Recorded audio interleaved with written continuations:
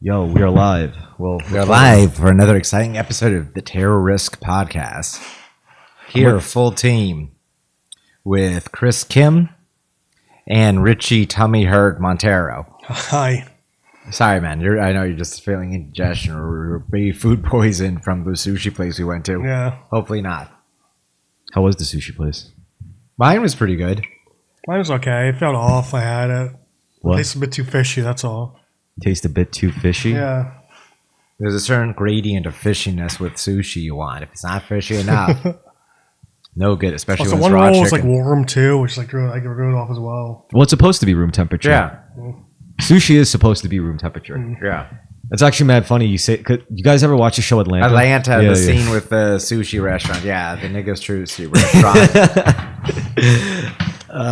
Honestly, I gotta give it up to him. That was probably his best bit of the whole show. Like, the What sushi. was the bit? I didn't see it. That segment. So in the very last episode, the crew goes to they go to the first black sushi owned the first black owned sushi restaurant in Atlanta. And then the whole time they were just bitching about everything. They were like, "Yo, that guy's using his bare hands. Yo, why is the sushi like lukewarm?" And it's like they were just bitching. And then the black owner comes, like this gangster looking like dude in a suit, and he's like, "Did you know that sushi is traditionally served barehanded and prepared barehanded, and also traditionally it is served room temperature?" And then he was basically like rubbing it in their faces, like you guys just have a problem with it because it's black people doing it. And I don't know, that was really good because it's true though. Like if you did take a bunch of white people to like a black owned sushi restaurant and you saw a bunch of black chefs handling it with like bare hands, and they would give looks, you know, like maybe I would too. I don't know. It just really got me. I was like, shit. It would feel weird to have anyone other than an Asian in a sushi restaurant unless it was one guy. If there's one black guy and a bunch of Asian guys, or one white guy and a bunch of Asian guys, it feels more normal. The only appropriate setup is you have all Asian guys, and then in the front at working the desk, you have some cute like white girl or something. Even then, I think people have white liberals in particular would be thrown off by anyone other than Asians or maybe Mexicans working at an Asian restaurant.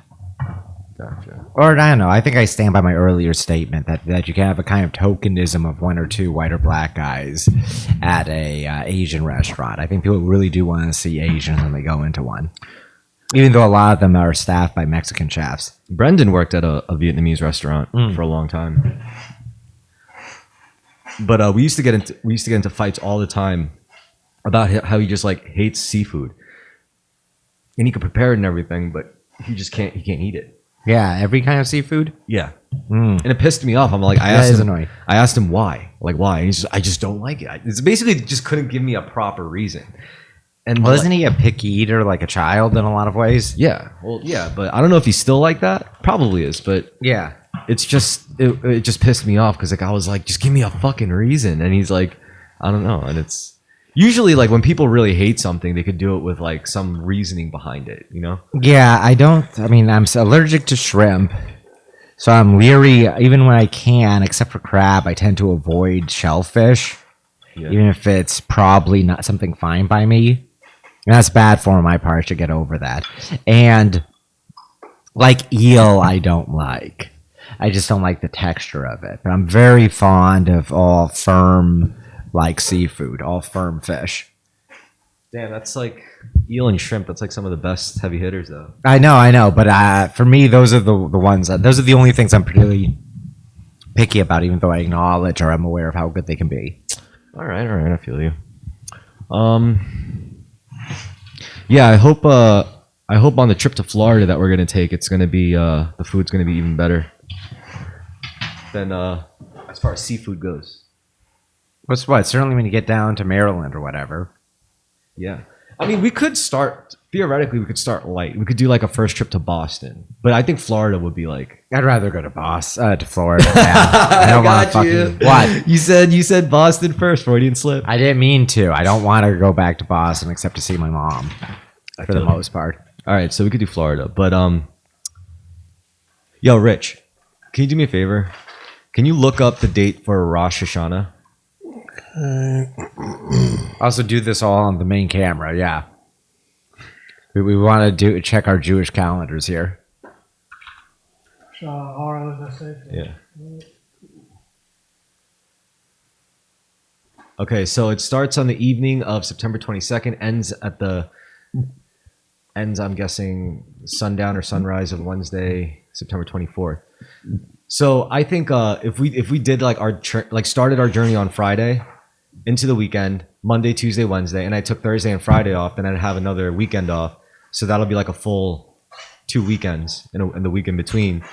So that's A week. a week. So let's look up some events and like, are there any like cool things to do in Florida? Are there any bands that are playing in Florida, or just look up concerts in Miami? Miami concerts, September. Yeah. Doesn't even have to be a concert. Like we could figure out whatever.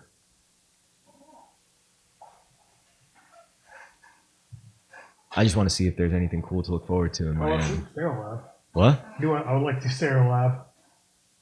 Oh, I'd love to see Stereo Lab. I'd love to see Lady Gaga. I'm kidding about that. I don't know. Like, Yeah, no, I fucking love Stereo Lab. It's the 16th. oh, garbage. But that look, we got to look like later in the date though, when the dates match up. September. Oh, what about Sorry Poppy?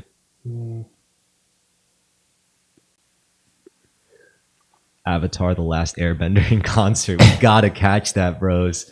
We gotta fucking catch that. Stereo Lab. That's probably the best act on the list, honestly. Oh, definitely. Yeah. Yeah.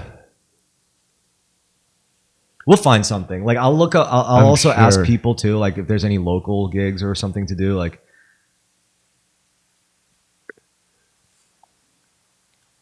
Shakira. Wait, this is for June. June. If you go to, do you put dates? Oh, yeah, you can do it by the month.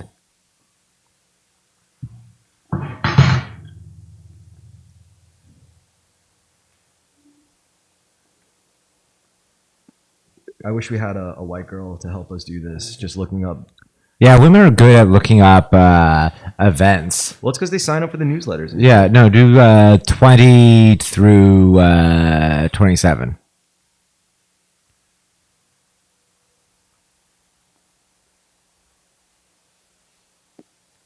So that's 2026 though. Oops. Yeah. There you go. Yeah, that's right. Okay, search. I never, it's so obvious that you should just be able to freely look up what concerts are playing where, but I just never have bothered. Dua Lipa? My favorite ethnic woman artist. Is it just fucking Dua Lipa? What the hell? Who's Mishka? Well, yeah, I don't know who that is. Some guy. Yeah, some guy, some scuzzy looking dude. Some guy crying while he's playing the acoustic guitar. We don't have to go to concerts. There could be other stuff to do in Miami. Like maybe there's a cool car show. Maybe there's a brothel. Things to do in Miami in September. I mean, who knows? It's either going to be really busy because there'll be an influx of Jews on vacation, or it's going to be really like That's dead true. because all the Jews will be in Israel or at home doing what you're supposed to be doing on Rosh Hashanah, which is doing like, I guess, Bible studies, Torah studies, spending time with family. Yeah, probably traveling family things. I don't know. If you have the money for it, yeah. We could just go to Disney. I don't want to go to Disney World. I mean, you've never even been to Florida, so wouldn't it be nice, like a first visit to Florida, to go to... I'm not a Disney person, though, is the thing. You're right. It'll be pretty creepy for a bunch of like grown-ass men to be like... No, it's not creepy because now it's filled with Disney adults, but Yeah, I'm not Disney- like a Disney... It's still creepy. I'm sorry. Either way, it's pretty creepy. Yeah, I think it's refocused around... But... I don't know, I just don't care for Disney stuff, really. Even with the acquisition of Marvel, I'm Harry entirely over. Yeah, once again, I'm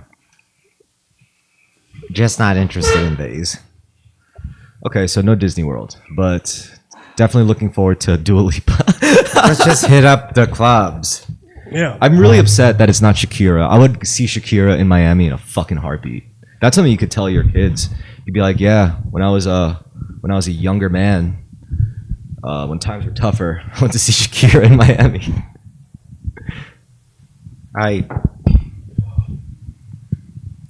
Okay. I wouldn't even be. I don't know. Should we take all your roommates, even the more problematic ones? Yeah, I don't even know how many people would fully want to go, but it would be cool to see. Well, if we plan ahead, that's the idea. Like, it's only June, so if we plan like months ahead, then we should be able to pull it off, right? That's true. Yes.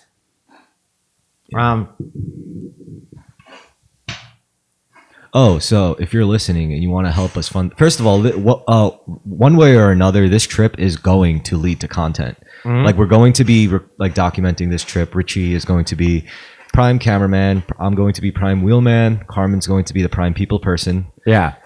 So we could all focus On our respective tasks. Yeah. Carmen is in charge of asking for directions, haggling with salespeople. With street vendors. Yeah. Yes. Finding what things we're getting up to or what events we're going to. Yeah. And it'll be really fun for you. Say, hi, we're from New York. We don't know what we're doing here. We just decided to show up. I mean, it's such a big city. What's the weather going to be like? If you look average September temperatures, Miami. You know what? Maybe we're doing this the wrong way. Maybe. First Maybe you just go find a place to stay and just like check out the area. yeah. So let's start with where to stay, like an Airbnb. Mm-hmm. You know, like how much would an? Oh, that's like still fucking hot as hell, dude. Yeah, it is. Bro, that's cooking, and it's humid. Yeah, exactly. It'll be nice though. Honestly. Yeah. How many adults? I don't know, like 5, 6 maybe. Let's do 6 to be safe. Yeah. Because that's how much you could pack out a Suburban with comfortably, I think. The 20th? 20th, you said? 20th was the number? Oh, well, 20. it's a 19-hour drive. So if we leave on Friday afternoon, we'll probably show up on Saturday. No. Or frankly, we'll probably stay with my brother in Richmond. Would be a good halfway So point. Sunday. Let's say Sunday. Check out. Sunday to the Saturday. Saturday. So we get a whole day to make Yeah. our way back. Adults, 6. Children, 1 for Richie. Little Pepe Frog. Yeah. 1,500 for the cheapest for 6 nights. And that's with 6 people. So divided 6 ways, it's about a little more than 400 a person. Yeah. Could we go cheaper? Let's see. Go from lowest to highest and start looking at what hilarious things people offer. Wait, is that no? That's filter. We need sort. Yeah. How do you sort? No, it shouldn't be No, there. that's the menu. How about prices include all fees? Yeah. Shit. Check the filter again on. Scroll down. Price range. Minimum, maximum? Move the maximum down so it's like Halfway. a little bit more. There. Yeah. Yeah, it's probably going to be similar, but yeah. But Is it already sorting us by low pretty close? Bring to it down more. Yeah. We're Airbnb-ing. A little bit more. Airbs and bitches. 1,500, you think? Yeah, 1,500. Yeah. $300 piece. Yeah. Yeah, that's reasonable. Home. In What's the Villa Miami? $785 for 6 nights. What the fuck is wrong with this place? Yeah, I want to see what that place is. Project. Can you click on the price of it? Oh. It's a David recently lowered the price for the. Oh, Oh, okay. So it's also like a timing thing. You know, Yeah. the rates are going to change for the people. Okay, so this is promising. It's not going to break our fucking. It's not going to break our shit. Waterfront would be nice. Oh wow, Richie's already thinking ahead. Yeah. This looks like an apartment building. Where can we bring strange Latinas into without like freaking them out? It's pulling Dexter on TV. Yeah, so this place You is fucked like up, man. what What? the fuck? No, I was thinking we'd party and have a good time. Yeah, we're watching Dexter on TV. Yeah. There's nothing wrong with that. Not like stabbing them in the forehead with a kitchen knife or anything. But Yeah, Richie's like, okay, first, girls, I want to show you my favorite movie, and you put on Ichi the Killer. Yeah. No. watch Dexter. Yeah, so maybe we should do a waterfront kind I of. would love to. Yeah. What's this one? Like, probably shitty. Richie, you ever been to Florida? One time, like 15 years ago. Oh no, we got to do it. me Yeah, see that. I've been when I was a little kid too. I want to go again. Translation. Oh, no. Oh, right, 1 bedroom, 3 beds. So it's 3 beds, 1 bedroom, 3 beds. So it's basically Two dudes in each bed. Yeah, 2 dudes in each bed, and we're gonna bring the Latinas back and say, "Oh my." We'll just put a little cardboard divider up between the 2 of them. Yeah, that is literally for 3 couples. That's a 3 couple thing, I think. Yeah, that's for a polyamorous option. That's why it's so low. What's Yeah. that cheap ass house though? Like Which one? that's not by the water, right? The one for $785. Yeah, it's close. No, down there. Look, that one. This one? Yeah, that's pretty clutch, no? It's a home. It's a whole ass house, and the bedrooms look separated. See, there's bedroom 1, bedroom 2, and we could work it out where it's like if you get a bedroom, you pay more. If you want to bunk in the living room, you could pay less. I'm getting a room though. I'm telling you right now. Actually, yeah, we could say like we could pay for the bulk of it, and it's like you could just come like just to the more like bunk in the living room if you could get there and crash on the floor. Nice ass condo. Bedroom 1, bedroom 2. That's this bedroom 3. delightful content of looking at. Yeah, like the people got too good at putting up Airbnb pictures and shit. Like no more. I want to see some clapped out shit. Yeah, probably not at this price range, but it'd be fun if someone's renting a whole house that's just fucked up. Like Yeah, or so out of the way. It's like, what are you doing here, brother? This looks like one of those places. It's like all the way at the end of the sandbar or the strip or whatever you call it, the peninsula like thing.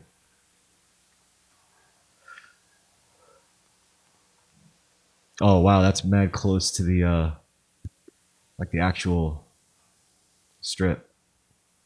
Let me see. What is it? Go scroll on. So that is. These are all giving us things where it's like 1 bedroom apartment, sleep 6. So that's like if presumably it's if everyone. Yeah, there's 1 bathroom, 1 bedroom. It's 600 square feet. So they're being very generous with the idea of fitting 6 in Yeah, there. very generous. Just a bunch of kids like that are broke. They're probably just like saying like, yeah, leave your shit here.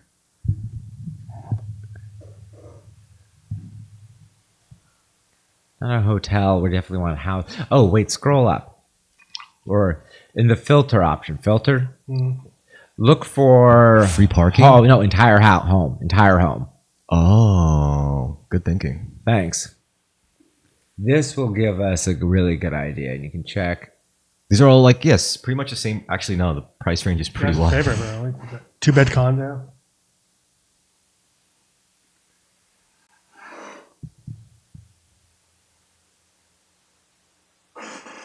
I mean, I think the idea is we want as many bedrooms as possible. Yeah, that's true. And we don't need crazy amenities like a pool or a gym.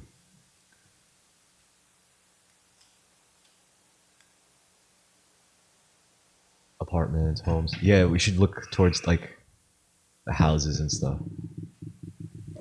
Houses, yeah, I don't know the neighborhoods. It'd probably be a good idea to get a sense of what the different neighborhoods are. Let me check something First of real all, if we're quick. expecting like 6 people to roll with us, 3 bedrooms is probably Yeah. where we're gonna be at.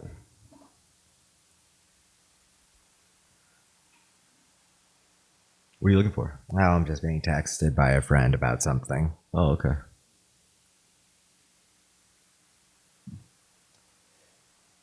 So yeah, I'm excited for this trip to Miami. We're already looking at apartments. I like where our head's at. We decided to do Airbnb, and click on the Patreon link in the description to help us pay for this. And we promise to be as stupid as possible on this journey while we document all the hijinks. Oh, right. Fuck, I wasn't even looking up what I was meaning to look up, which is... I want to look up neighborhoods in Miami. Wait, Richie, keep looking at places. Home in St. Port Lucie. What is Home the in St. Lucie. Bushwick of Miami? Is the question I'm looking for. Yo, that place looks clutch. How many bedrooms? 1, 2. I think I found a neighborhood we want to focus on, maybe.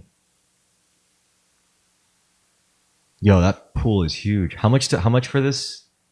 Get a couple grand. Oh wow. Something. Oh, it's only $1,000. Yeah. If possible, we should try getting something. 6 ways. That's like $200. Yeah. I mean, obviously we'll have a car, but we should try getting something in Wynwood, or near Wynwood. If you can see roughly on the map where that is, Rich. I don't know. Everything might be expensive. I don't know. What do we want to stay close to the strip?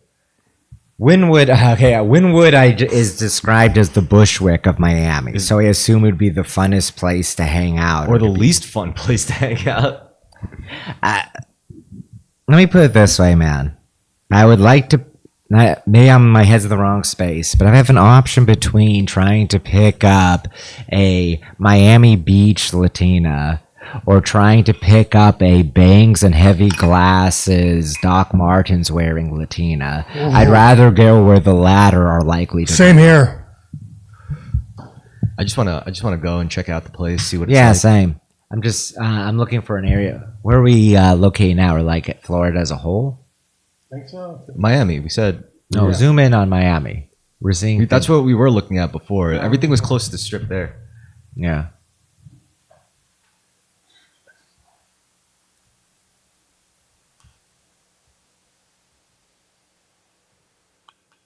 Yep. But it's not just Miami we should look at. We should also look at like the journey there and see if there's any places to stop. I'll plan it out too, like in the coming days. Miami. What you looking at? What neighborhoods to stay? What are you looking at? I'll just have the trip to get there. Oh yeah, let's do it. Let's just go Google Miami on maps. Yeah. See what the drive is going to be. Like directions, starting location. Your address. Actually, no. Put in St. George Ferry Terminal. Yeah.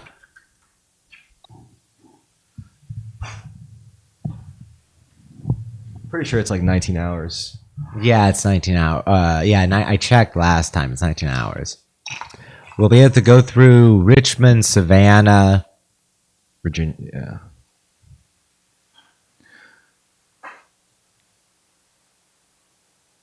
Daytona. Oh, we could see. It would be cool if we could see a race like NASCAR. But I don't know if you're in this. If you be into that, it's just an opportunity to get like really wasted in the heat. But I'd rather go to Miami. It seems like a really fun place to be. I want to go to Miami so I could hit the beach in Miami and go to the strip in Miami. Maybe drive around a bit in Miami. It's a perfect city for driving around in. Oh yeah. Maybe rent a jet ski in Miami. Shoot some guns. There's all sorts of things we could do. Yeah, that's true. All sort of red state But things. but let's create a criteria for events. Let's Yeah. do the let's try to do the funniest things. Like shooting guns would be funny as It New would be. Yorkers. Jet skis, nah, it's not that fun. It would be fun for us, but I don't know if it would be fun to watch. There would also be food opportunities like eating gator. We could go dancing.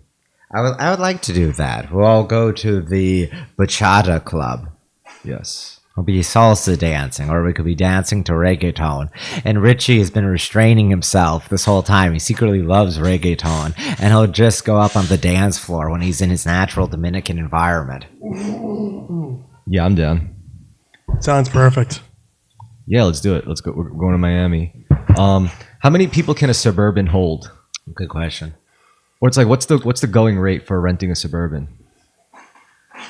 Like, look up Enterprise car rentals or Hertz or whatever. Imagine if we could rent a beat up van just for the experience of. Never really funny. Enterprise, rent a car. Use not now. All right, let's see. Oh, you can buy a car. Trucks, SUVs. And We could all-wheel drive 4x4s. All-wheel drive 4x4. We should rent a short bus and go down there. Full-size SUV.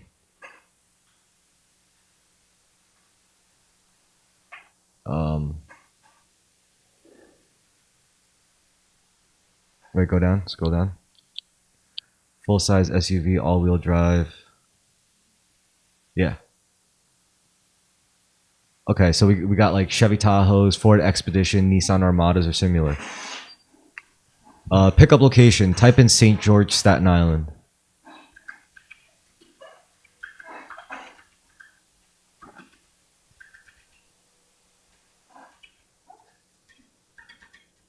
Actually, just type in JFK Airport.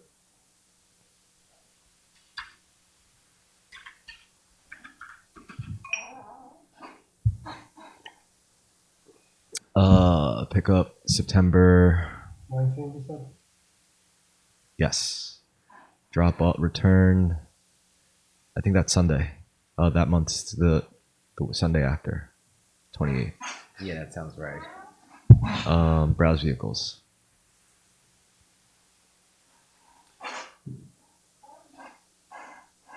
Okay, that's not bad. I could do that. If I get something like an full-size SUV, all-wheel drive. Yeah, if you guys help me chip in for that, I could do that. I could swing that. Full-size SUV, the top one. Mm-hmm. Yeah. I wonder if they'll give us options if we're actually making an order. We can't smoke in a rental. Yeah, but there's ways to get around it. That's true. Oh, so these are extras. GPS, fuck that. Child safety seat, fuck that. Greenhouse gas emissions offset, What fuck about that. Sirius? What's the Sirius? Sirius is pretty good. Nah. Fuck serious. We'll just hook The aux hook it cable. up the aux. Oh, yeah. You click continue to review. Dismiss. Date and times. All right. Wait. Equipment. Yeah. That's. At this point, it's asking for reviewing the reservation. It's no more equipment. Yeah, but It's I just want to see if they show how much insurance would cost.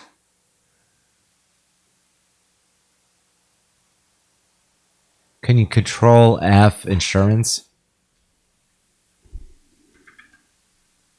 It might be. They might have to get me with that on the. Yeah. Right there. Insurance policy to the left. No. You had it. Yeah, there. That.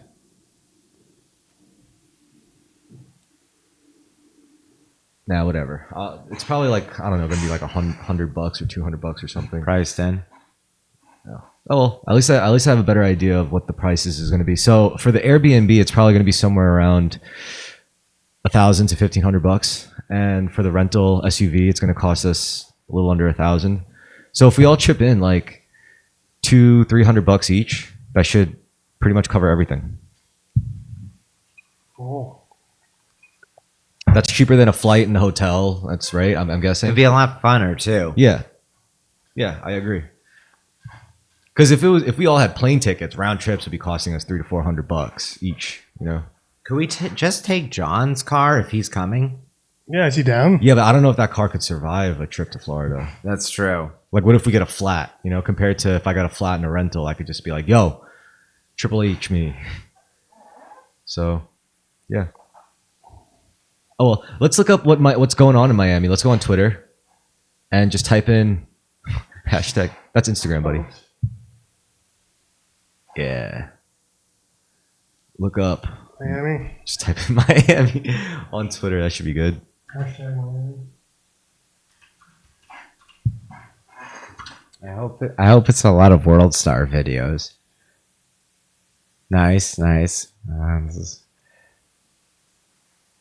I think it's just mostly going to be showing us women. Yeah, sounds about right. Yep.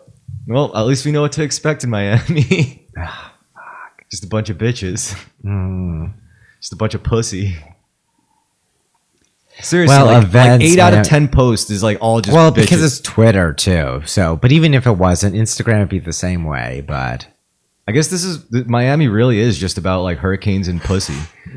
Like they really don't care. yeah, it about really is just about wet ass pussy. legit wet ass pussy. Fidel Castro dead.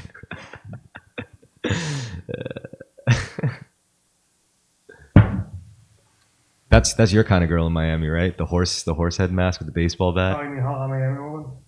You have to look up Miami Asians to find Richie's Richie's type. type. Christ. There's a lot of Asians out there. Yeah. Well, that's about it for Miami. Wait, look up Winwood. It's Win with a Y. Cool. On Twitter. Okay. Like hashtag Winwood. I'm now hell bent on this concept. I have no idea if I'm barking up the wrong tree or not, but I'm investigating. It's worth investigation. He's trying to see if this is really the Bushwick of Miami. Yeah. Like we're It's all all Miami promoters. because you're trying to find the coolest kids of Miami who are like, I'm not chilling by the strip. What do you want, crack? No, I'm just no, honestly, the big fact I feel like I have a better chance of charming a woman based on cultural interests. We need a girl that will be impressed with Richie's knowledge of bands. Or being from New York City at all. Yeah, but if he's talking to like a very normie woman, she might just ask him about Bad Bunny. We need a case where Richie's knowledge of bands will get him a girl. Yeah, play to your strengths. That's why I'm looking for the hipster area of Miami, is because that will be Richie's greatest strength. He'll have the best luck there. Anywhere with Korean barbecue.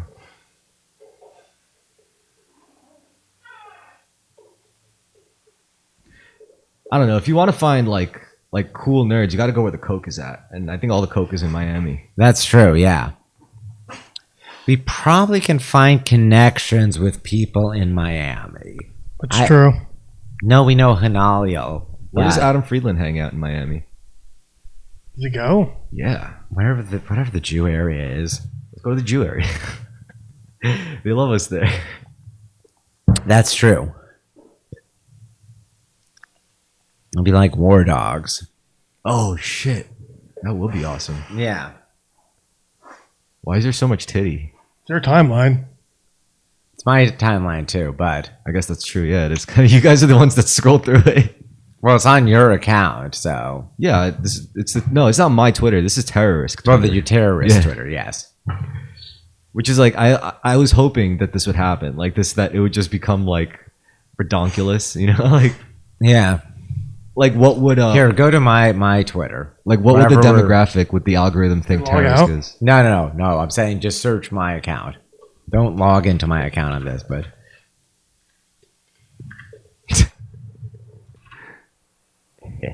does it not pop me up forever?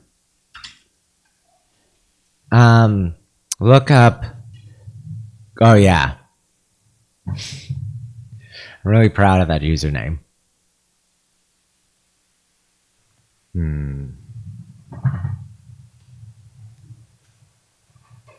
Oh, here, scroll up. This I have something here. The crime death one.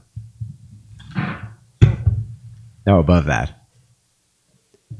Below. Whoa, the water ball is falling. Fuck.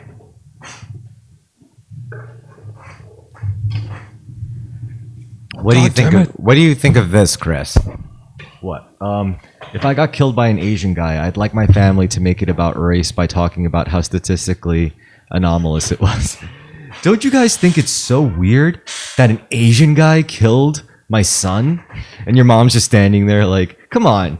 You gotta admit, like, how often does this happen? Like, a white guy getting killed by his Asian friend, and then someone raised their hand and say, oh, what about Virginia Tech? And someone else would be like, yeah, wasn't that's Elliot... the only time the last 20 years have been flamboyant. You know, when an Asian guy kills someone, it's so newsworthy that it becomes an entire mass shooting. Unless you're in Asia.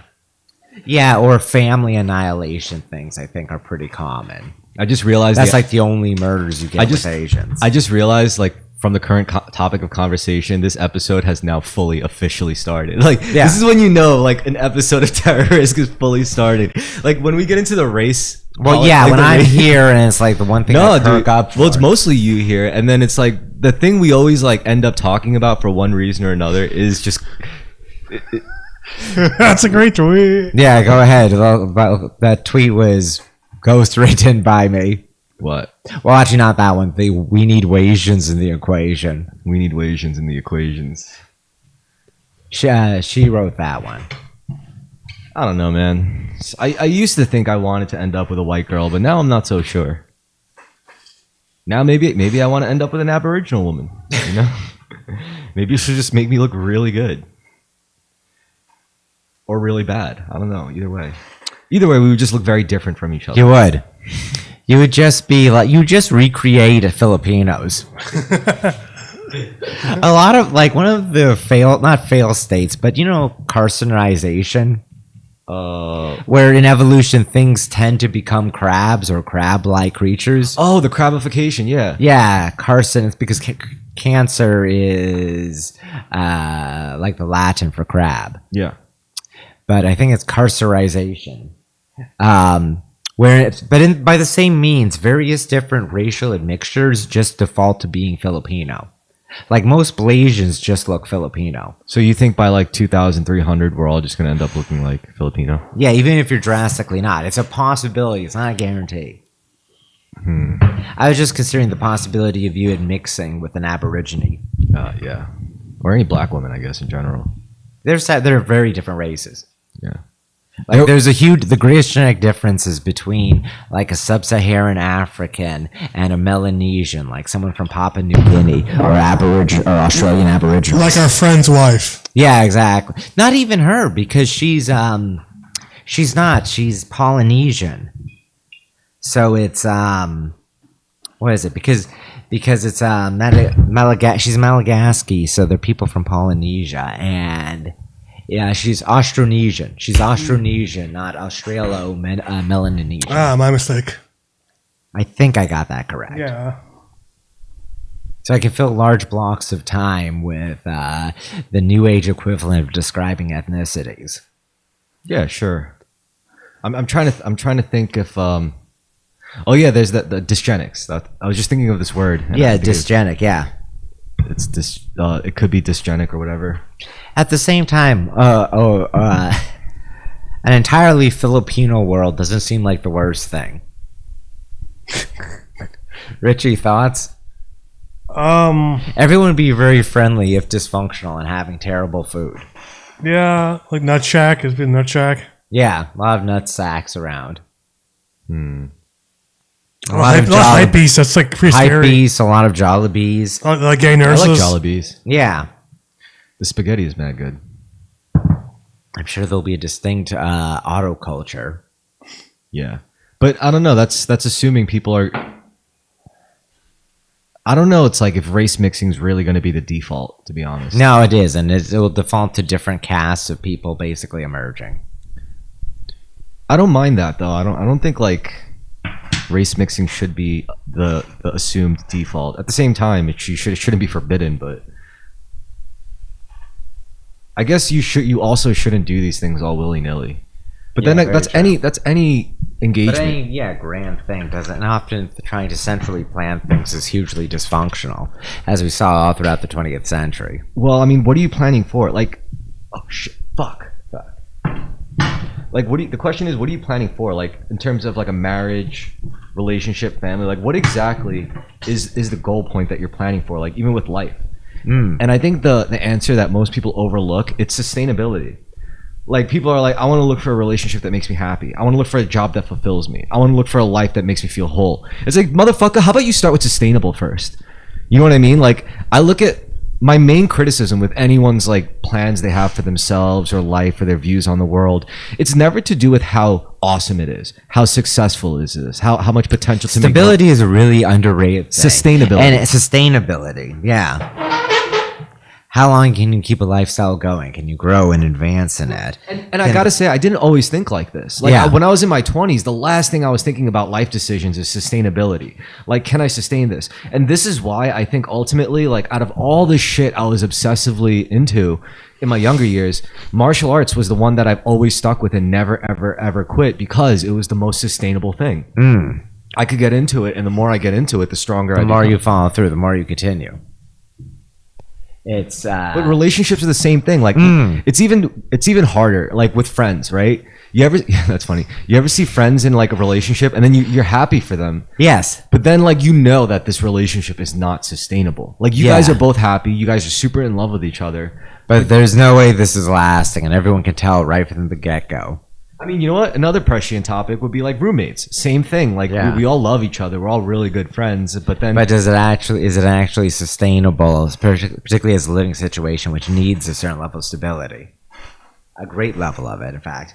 or friendships like are like that too. Like, yo, bro, we've been through thick and thin together, this and that. But at some point, you realize this is not sustainable. Yeah. And let's think about that. Why wouldn't a situation be sustainable, like a job or a relationship or a situation? Why? It's probably because I don't know. When does a thing become like? There's clear signs of it not being able to last. Money, emotional stability, heavy drug use, things like these are all things that just add more and more disorder. It's And like make it harder to go up to the Latinos right there. I think it's like It's like owning a sports car. Yeah. And you could make like small decisions that don't impact you immediately. Like, yeah, I'll run 83 gas instead of 98. You know, like I'll get an oil change every 7,000 miles instead of every 3,000 miles or 5,000 miles. And immediately that's not going to do anything. But before It you know builds it, up, and like every single moment like that adds a greater chance of kind of catastrophic risk. yeah. And before you know it, you end up stranded, fucked in like the worst season ever, Yeah. and no, everyone else is too busy. And yeah, that's what it is. And the only way you could learn your lesson in Yeah. that is if you fuck yourself really, really, really bad from Yeah. like unsustainability once. Once you do it once, you're never gonna do it again. You're gonna be like, never fucking again am I gonna let that happen. And that is why they say a man's life doesn't truly start until after they're 40 years old. Is when when those all the accumulation of all these decisions and choices and practices and borrowing from the future catches up. And mistakes, yeah. Yeah. Learning from mistakes. You have a very carefully cultivated aesthetic, Richie. Thank you. Richie, what do you think of Richie's aesthetic Twitter? It's chill. I didn't even know Twitter was something you were supposed to cultivate or curate. Richie just does this with everything in his life. That's true. You caught me. Yeah. I feel you. See, Richie, this is why you need your own apartment. You need to curate your own living space too. And one of those anime apartments, it's like all white and gray. Yeah. Has like edgy fucking posters. Yeah, and well, there's just a pile of your shoes. Yeah. Like you have full space to have like an entire shoe tree or shoe rack. You'll just throw your shoes into a pile right by the door to trip people. It's your first line of defense as you come through the door.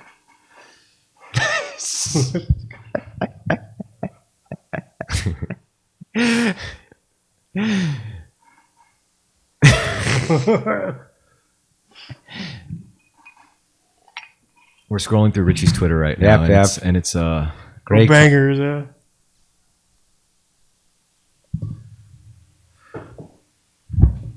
Pfizer Genetics. So this is what you guys are doing for like 90% of your day. Yep, exactly. Yeah, this is what our life centers on. Yep. Dizzity damn. I know. Is it much of a? There are definitely more productive uses or more spiritual. No, honestly, the best thing is like the best part That's nice. is I'll go you guys are making connections. Yeah. So I think that's the most important thing is That's networking. true.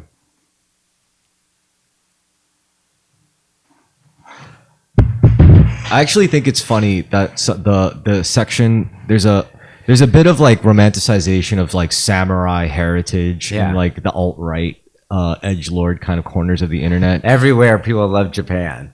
Well, I mean, they do it in a specific way that's just funny to me because, like, like Sam Hyde reads Hagakure, Yeah. and I'm like, yeah, it's a good book, but I don't think you really like that. I'm not gonna claim I get it, but I'm like, what the fuck do you really think you know about this shit? Do you even do like martial arts earnestly without like doing it sardonically and like cynically looking at it through a jaded lens? Like, can you sincerely give yourself to something bigger than you? No, you can't. That goes against the nature of alt-right. Like you're supposed to be the strong, self-contained center of the world white man. What the fuck do you know about service? What the fuck do you know about being a samurai and actually like committing to something bigger than you and devoting to that? Where you don't matter anymore. And that's where I think white guys will never really get that because they're not supposed to. I wouldn't want white guys to be like that. I wouldn't want white guys to shed their egos. Because then they wouldn't be white guys. Yeah, they couldn't be. Well, it's worth noting that Tom Cruise is not the last samurai. The last samurai. He's just the man observing. Okay, so let's look at that. That's a good example. That's actually very good that he's just observing it.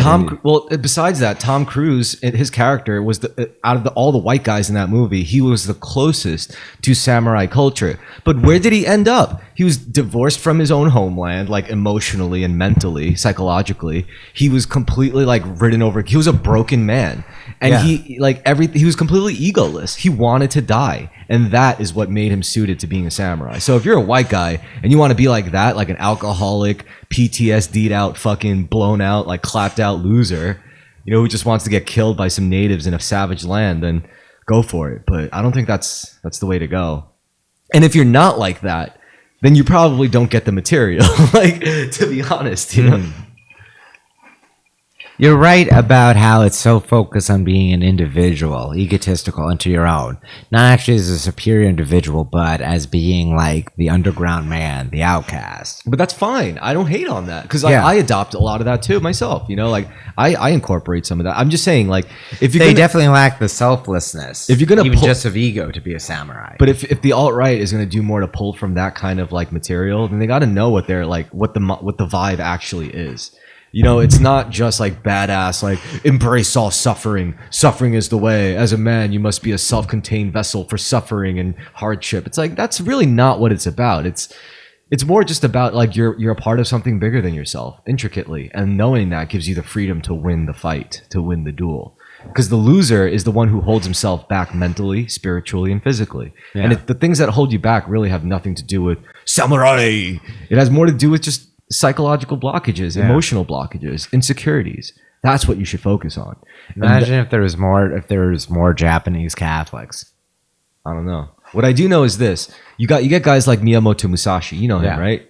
By the time of his enlightenment, the shit he was writing, if you look at it, he's like, sword fighting is stupid. This is all retarded. Like, like, what are you gonna do? Like, the reason, why am I broke living as an old hermit in the cave? It's because I know what it means to be a swordsman in the service of a lord. Yes, you get money. Yes, you get status. But guess what? Like, it's all meaningless. You're still gonna die all the same. You're still gonna die just like me. Musashi knew this. This is what he meant. That's what the quote unquote enlightenment was. It was not a path to glory. It was a path to true freedom through death, in a sense.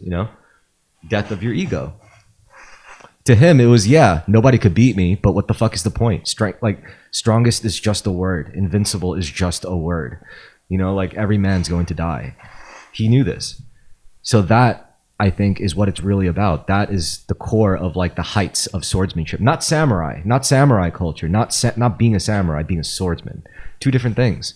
You can be a samurai and be absolute dog shit at sword fighting. You could be a samurai in name only, but a swordsman is a swordsman because he is a swordsman. It's inherent to his character, to his action, to that Zen Buddhist and that's what Musashi discovered. Outside of being a samurai, he discovered what it means to be a swordsman. And he stopped being a person who is merely fighting with or practicing with swords, but as his whole being was a swordsman. And that's the beauty of it. What you're onto it, because Musashi says, once you see the true way in one thing, you're no longer the person doing the action. You are the action of the person combined as a. Because the person's dead. Right, yeah. The person can't come back because no matter what, you can't unlearn the pointlessness of the person, right? Mm-hmm. So like, yeah, I mean, the beauty of it is that the true thing that Musashi was getting at was that once you see the true way in one thing, you see the way in all things, right? Yes. So because he saw, like, you could, like, his way of swordsmanship, you could apply that to art, to poetry, to writing, to exercise, to hockey. Like, you know, like you could say, like, none of this matters. The only thing that matters is just becoming the thing, becoming the process. Yeah. Like an NBA star could easily become the Musashi of basketball if he's like, I don't even have to care about being a pro basketball player. The only thing I have to care about. He is no longer a pro basketball player. He is no longer an individual. I am basketball. Yeah, he is b-ball. He is basketball. He is a basketball American. That would be a great idea of an NBA player who just responded to all interviews with "I am basketball." Yeah. No, I am b-ball. I am b-ball. But that's the height. But that's like the true goal of every NBA. All right, there's the NBA players that want to be pros, and then there's pros that want to become legend. And what does it mean to be the legend in basketball? Is I am b-ball. Yeah. Michael Jordan is fucking b-ball, bro. Yeah. He doesn't even have to be the best at basketball. Just like at some point, Musashi didn't have to be the best at swordsmanship. He's like, bro, I'm b-ball. Yeah, I am Japanese b-ball. Babe Ruth became. That's another one of your branded Terrorisk merchandise items. I am b-ball. Yeah, just like everybody quotation marks. I am b-ball. You have it in the same yellow red text as the font. There's no explanation. Quoted by Adolf Hitler. Actually, yes, I am b-ball. Adolf Hitler, 1942. Yeah, I'll make that shirt. I'd rock that shirt. Yeah. I hope that's not one of those shirts that'll get punched in the face by some retarded leftist. Probably, maybe. Well, if we're going down to Miami, some meat-headed Republican Jew would punch you in the face, maybe. Yeah, that's funny. Like the guy who gave Richie shit for his Africa Corps t-shirt at the Trump rally. This Jewish guy freaked out at Rich on a Trump rally because Richie was wearing a dog whistle t-shirt. Well, guess what? It's your fault for going to a Trump rally. What do you? This is what you wanted. Yeah, no, it was funny. It was a funny situation. Yeah. Nothing bad actually happened. It was just an amusing situation. The only protests I ever been to were the ones I went to, like, showed up at accidentally, and I either just chose to stuck around or I stayed for like 5 minutes and just to see what it was about. Oh, it's just a fun political rally. I smoked a little bit of weed with a random black guy that I lit his joint with. It was like the only time I was at a Republican rally where there was women who had ass. Richie, you got to stop with this animated. I think this is some. All right, so.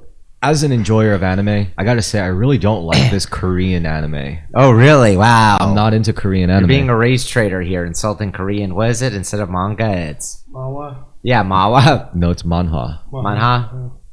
Manhwa. Anyway, I don't like Korean anime. I'm not into it. I like Japanese shit. Was anime in Korea for a long time. Well, it's... First of all, they just did it differently, and it's not even like the history that I have a problem with. It's just the expression of it. Like, all Korean anime, like the characterization is just so much more retarded. Like in Japanese anime, at least the bullies have their side stories. At least the bullies have their own like thing going on, their own conflicts. Whereas in like Korean shit, they're just scumbags, and there's like two-dimensional characterization of every antagonist. They're just straight up assholes. That's all they are. And they're like creeps, and it's like at least the creeps in Japanese anime had a side story. At least the side story, and they had soul. Even the creeps are superior in Japan. Exactly. Yeah. So in the Korean manhwa, it's all dull. The characterization is. I mean, don't get me wrong. The animation is top notch. Like the Koreans have their technicals down when it comes to animation, but you're right. It's the soul. The characters just don't have the same kind of soul. Yeah, they're just not capable of having a Yamato soul.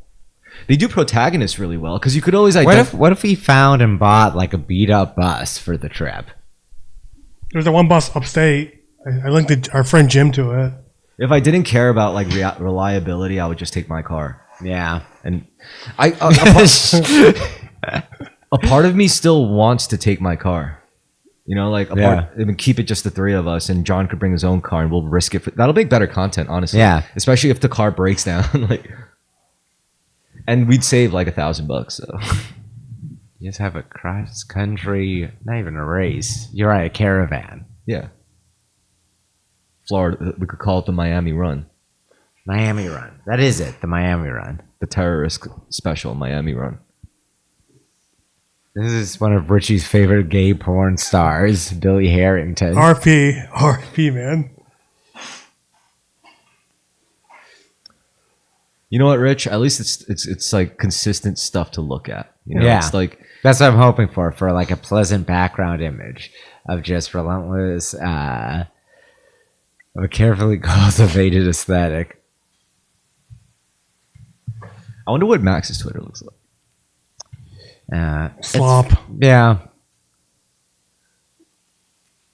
My Twitter's pretty well.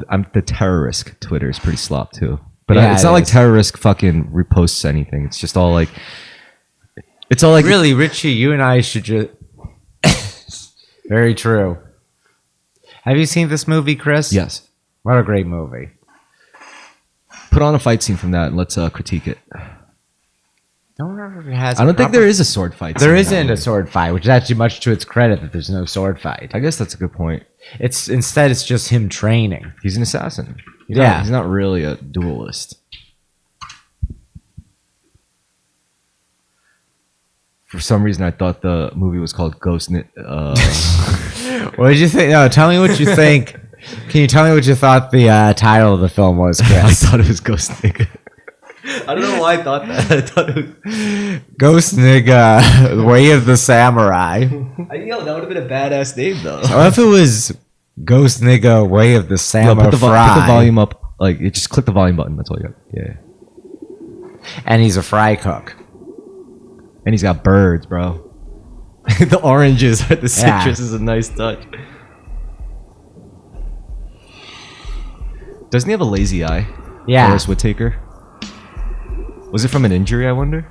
I can't remember. Born. I think it's a birth issue. Oh, the music is pretty tight. That's Iaido he's doing right now. Or trying to. That's a machete shit. That's like Kung Fu. Or Kempo. Doing like Ninja Kempo.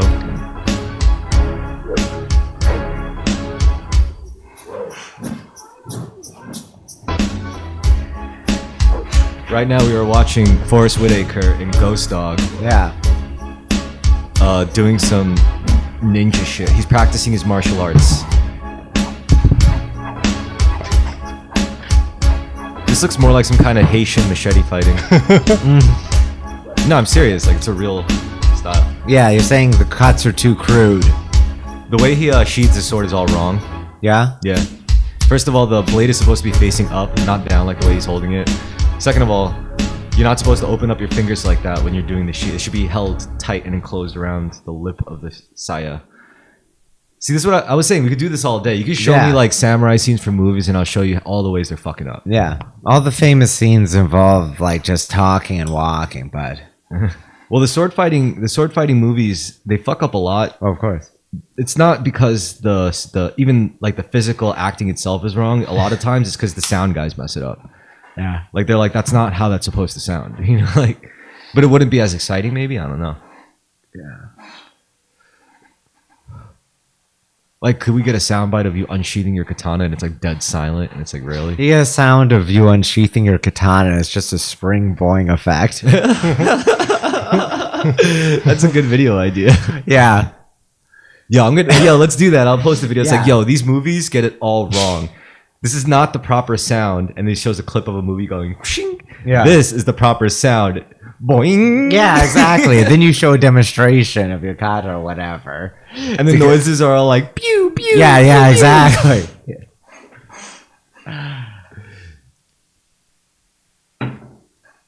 When you cut through a flesh, it does not sound Wow, like huh? this. It sounds like.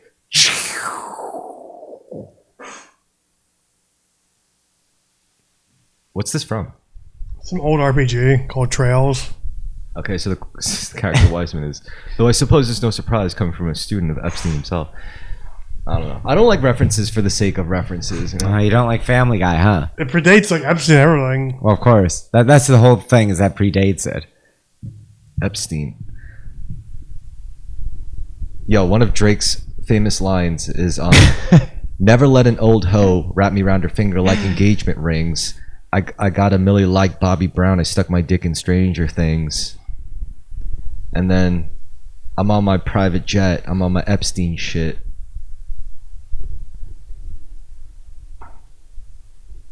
Why are we looking at shirtless, muscular? Oh, guys, just once again because Richie has a gay Twitter, where it's just a bunch of gay macho erotica. Macho man. I wanna be a macho man. Yo, Carmen, could you hand me one of those mochis? Yes. They're okay. They're over there. You take your pick. Let's try this mochi shit. $8. They're pretty firm. Yeah, just like all these anime girls.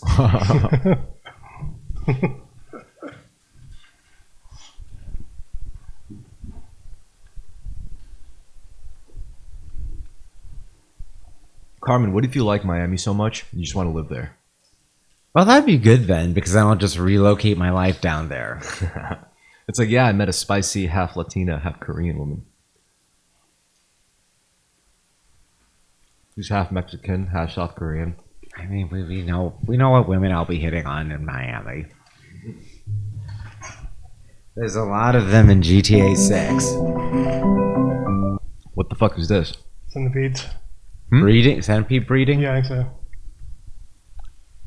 Oh. That's pretty cute. Oh. Hatching. Oh, it's that the hatchlings eat the mother. I don't think so. They do, yeah. Vertebrates, yeah.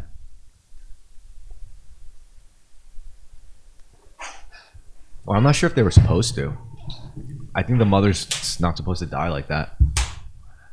And I don't even know. It might be a bullshit account. Who knows? no, I mean, We can comment on this. they do hatch like that. Like centipedes do Yeah. curl around and they have like their cluster. Yeah. But I'm not Cluster sure if they're this would supposed to be cannibalized. I mean, if they are, that's pretty badass. But I still. think they're supposed to cannibalize. Some do, True. some Some not do. all.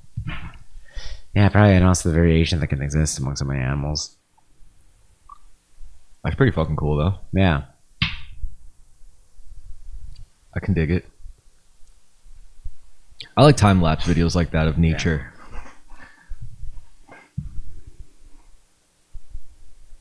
Nice. No, it's just a secretary. Yo, Anyway, should I get a TikTok account? I don't pay attention to TikTok because Same. I'm too old. I'm too old as well. People are telling me they go like, "Oh, I went viral on TikTok." I'm like, does that even mean anything? I think it does, more so than the other means of social media virality. I like Jason Bateman. I think some of the funniest form of content is if you were to just scroll through my Facebook feed, but I can't do that on like on the internet. That's good to have Twitter for. Yeah, that's true. Man, the X rebranding is so retarded. Oh wait, hold on. Never desired to get ice. Yo, Carmen, what foods are you looking for in Florida? Wait, go up, Rich. Go up, Rich. I want to look at it. Go up. What do you think I'm?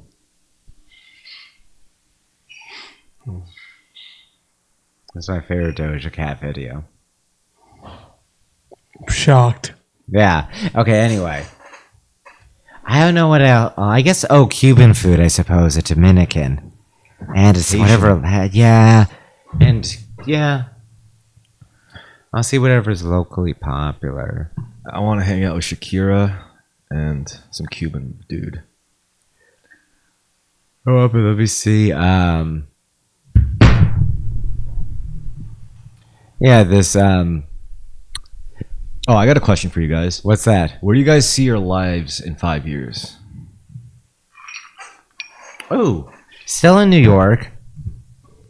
Better established, living in a different place, still probably in the Manhattan, Queens or Brooklyn, probably. Yo, if you get a place in Manhattan, I would hang out there all the time. I probably wouldn't go to Manhattan, but I'd maybe. Manhattan would be clutch to live in. Bartending in an actually lucrative place, building more experience. I think if I think I'd be stable mentally. Or so I hope. yeah, I think so too. Mentally, Yeah. yeah. At 40, yes. What about you, Rich? 5 years, where do you see yourself? Probably with kids or something. Yeah, maybe I don't know anymore. I don't even care. I think in 5 years, Richie's going to have 8 children with 7 different baby mamas. That's what I was saying. Like every guy, Every single one of his baby mamas is going to be Southeast Asian, except for one Hapa. well, every single Or guy, maybe mostly Hapas. every single guy I met that just like stops caring just ends up having kids. Seriously, I'm not even kidding. That's not even a joke. They're just like, I'm just, just want to enjoy life, just to go with the flow, and then, boom, they end up knocking up a girl. That'd be pretty cool to do. My life would probably get a lot more together if it happened. It would have to. Yeah, you know what they say. Like once you stop searching for something, it just falls in your lap. Unless, of course, you're just that emotionally unavailable, which I'd say that describes me pretty well. I'm very emotionally unavailable. Trust me, I would know. I've been on plenty of dates for the past few years, and I mean, I was attracted to them physically. They were into me, but that was it. I just never called them again.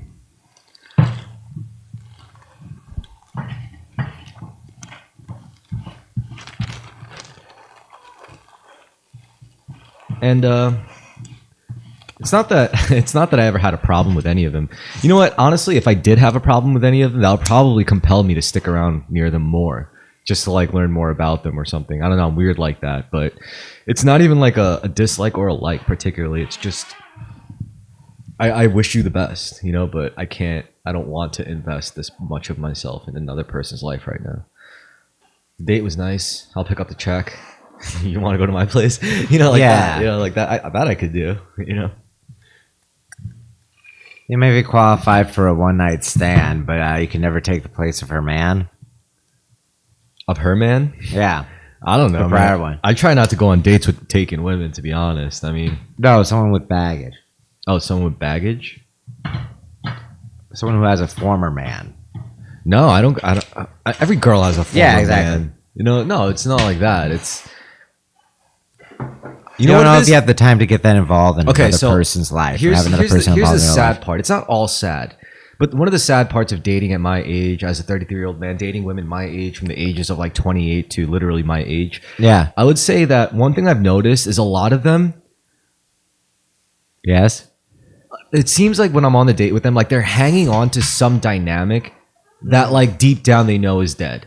I don't know if that makes sense. Like they act Yes. in certain ways where it's like, it's almost like you could tell they used to be like way bigger bitches to guys back then. They're a lot nicer now, but there's still bits of it where you could They're see. hormonally have balanced out. You have balanced out. They have more experience, but you can see, you can just imagine what a terrorist. So you can imagine the kind of personality someone had in their when they were 20s. younger. Yeah. Yeah, and like I could tell right away. I'm like, yo, if we met like somewhere in our 20s, like I would have hated your fucking guts. I would have like just not wanted anything to do with you. And now the only reason why we're talking is because we're both lonely. Mm-hmm. Except the difference is I'm actually honest about it.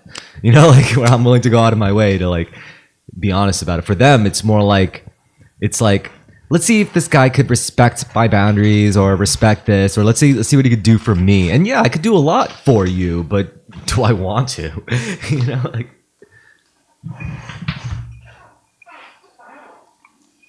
And it's not even like I need, and the difference is like I don't need them to do anything for me. I don't really need them. I don't even need them sexually. I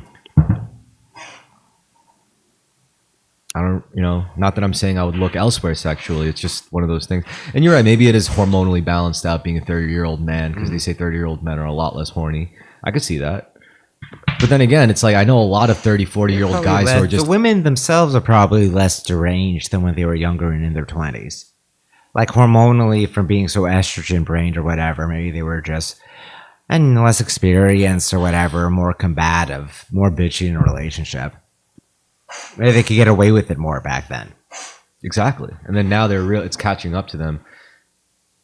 And maybe I am like, I don't know, maybe it's the way I come off on the profiles where they're like I bet I could kind of like work this guy a bit, I bet he's got a leash I could yank on. And it's like, you're literally barking up the wrong tree, And I'll sit, and it's not even like I'll be mad about it. I'm just like, I get it. I get where I know what you're used to from guys, and I may look a certain way, but I'm not going to be that way.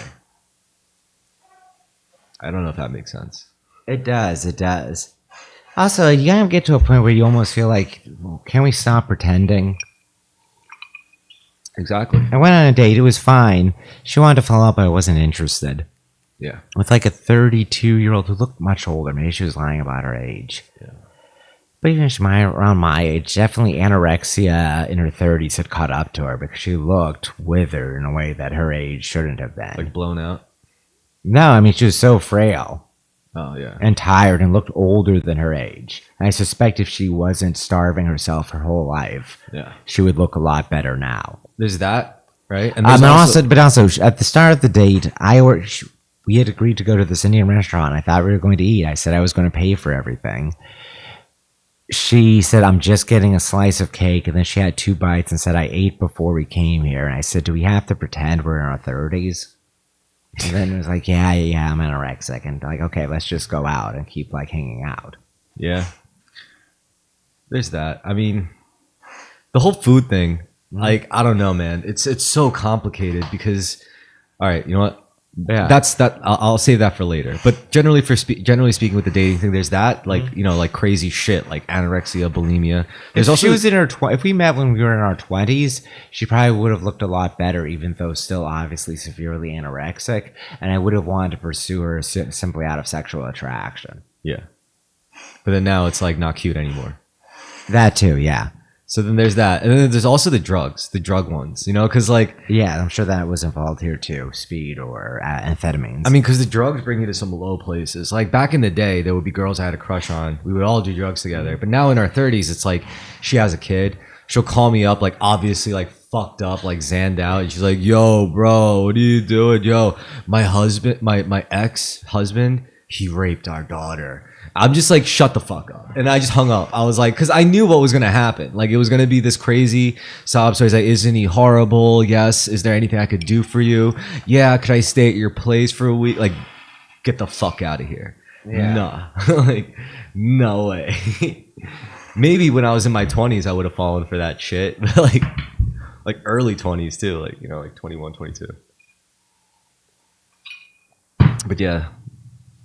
The wall, as they call it. I mean, look, I don't even like using terms like that. yeah, and men hit it too. Exactly. You know, And 'cause- like we're all getting older, and youth doesn't last as long as we think, and all of the cliches. yo, my teacher said that to me. My sword teacher actually said that to me. He was like, because, you know, Everyone old says it to you, and they're always right, and you can't properly appreciate it. no. He said it as a we, which is funny because he was like, we were teaching a class. Like, he was teaching a class, and he uses me as a partner for examples, like to demonstrate things. And he hit me in the head. It was like a little clip with a boken, you know? Mhm. And then he texted me later. He was like, are you okay? And I was like, you know, you've hit me harder than that before, right, Sensei? He's like, yeah, but we're getting old. LOL. And he's never said that to me before. He's Very never, true, though. He never said that. You don't recover from that kind of injury as fast. Yeah, but still, like, I'd like to think that as I've been training, Maybe he's less certain himself as he's gone older. or maybe he's giving me like also a friendly warning, That's true too. like from like I've been there, you know. Ooh, you think you can continue to weather or tank these blows, but you need to be more careful? Yeah, that might be what that's what he's trying to like say, but Ooh, I think that's true. You're right. yeah. But at the same time, it's like I'm not getting worse at swordsmanship. That's like another thing that conflicts with it. Yeah, I'm getting older, but like my skills are getting like sharper, you know? I work less hard to win sword fights now. I just literally do the movements, you know? That's what I'm saying. It's like, you know, you could tell when it's like, oh, someone has a friendly match. It's like, oh, let's wrestle. Let's do some slap boxing. Let's go for a run. Let's play golf. It's like, how fast does it take you to get out of breath? And that's like the biggest telltale sign of how out of shape a person is. No matter what they say, they'll be like, oh, blah, blah, blah, I'm tired or this or that. But you could always tell, like, because once you've been through that and stepped away from that like state of physical shape, you know the difference, and you're like, you could see it. I used to be mad out of shape, like fucking A. I'm not gonna lie. Yeah. I wasn't born like, you know, physically inclined. I was a nerd, you know. But I think that all changed when I was like 14, because that's when I got into skateboarding, going to punk shows, moshing out, walking a lot instead of just like sitting at home studying, riding bikes, skateboarding again, some more. Even before that, I was put into doing karate. Maybe that's what it was. Like, no matter how nerdy they tried to make me, they still put me through karate at like 6 years old. They still like got me a bike at like 9. They did a lot of things to encourage physicality that other Asian parents don't do. Exactly. And maybe it was more so like epigenetically pushed on me by my father, because my father was more like a physical. Because, yeah, I think there's something about your father and also your grandfather being very physically fit men, right? Yeah. They both valued it a lot. I didn't even value it that much. I still don't value it as probably as much as my dad, but my dad doesn't either. Actually, my dad's always talking about how like, he always talks about the boys that do things for him now. You know, like the guys. He's like, yeah, I'll have the guys at work do that for me, or I would have one of the guys at work like do this for me. And he's just reaching that age where he's like the boss now. Hell, it's no different from me at the dojo. Literally, like Sensei would go up to me and he'd be like, yo, ask one of the juniors to do that. You shouldn't do that yourself. I was like, what do you mean, Sensei? It's not a problem. He's like, no, think about it. Like, you only learned how to do it because when you first started, you had your senpai telling you to do this stuff, right? Yeah. And he was like, and I was like, yeah. And he's like, they could have easily done it themselves, right? And he was like, yeah. So I got it. I was like, oh, so you kind of have to make them do shit, even though you could do it, which is hard for some people, you know? It was hard for me. But, you know, I don't mind. Yeah. Because if I could make juniors do that, then do like tasks like that, then that gives me more energy to like focus on like training them, you know? Because I remember everything about all my students. I keep up with like all of it. Like I know exactly where they're all at. Like you got to learn this kata. You're up to this set, this kata. You're not even up to kata yet. You're still learning like how to operate the fucking sword. You're still learning how to do basic cuts. You know all the kata, but you don't have the strength to fight with them yet. So you got to do conditioning and focus more on aggression. So it's like, I know where they're at. And I think people call me a good teacher, but I don't really take too much stock in that, you know, because I'm like, obviously I'm a good teacher because I had great teachers, you know. I'm only just doing what they did for me, you know.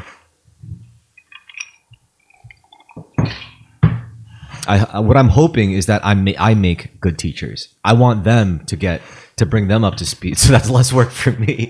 You know,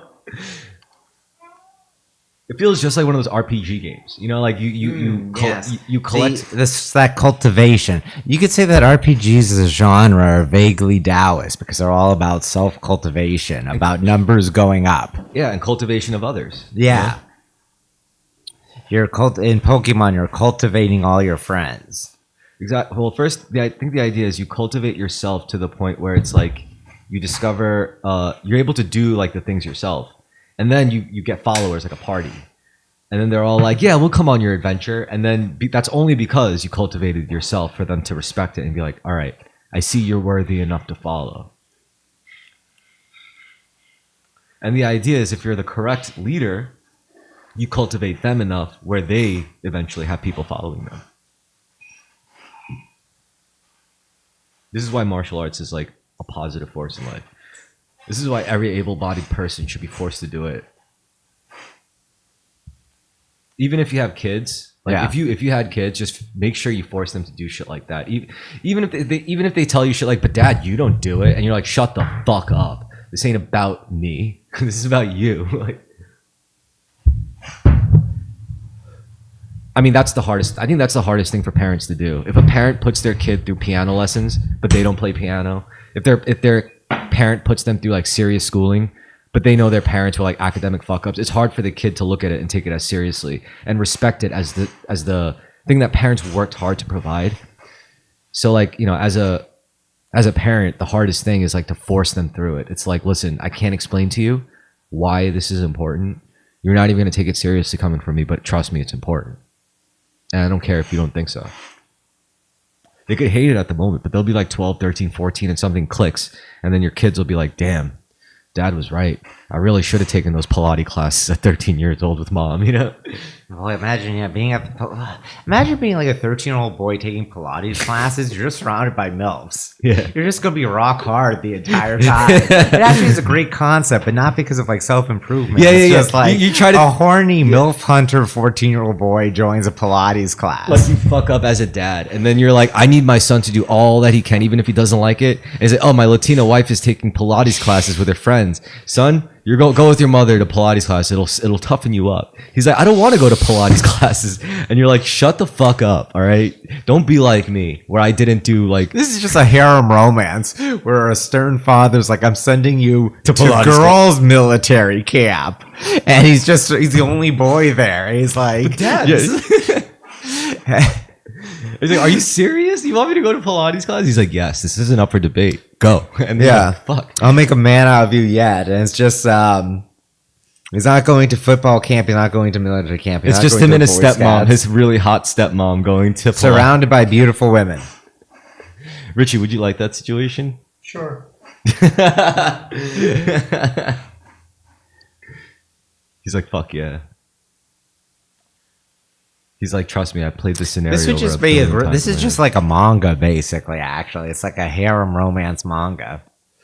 It doesn't have to be Pilates. It could be anything, really. Would you force your kid to take like golf lessons or something? I'm really into the idea of forcing a son to do a girly activity where he'll be surrounded by women. Son, you have to take ballet classes. That's what art classes were like for me. Yeah. I didn't like it, but it was useful. Yeah. I definitely learned a bit. Damn. I should really thank my grandma for putting me through all those stupid random things. I was too young to appreciate it though. I was like really little, but I guess that's the perfect time to like force them through it.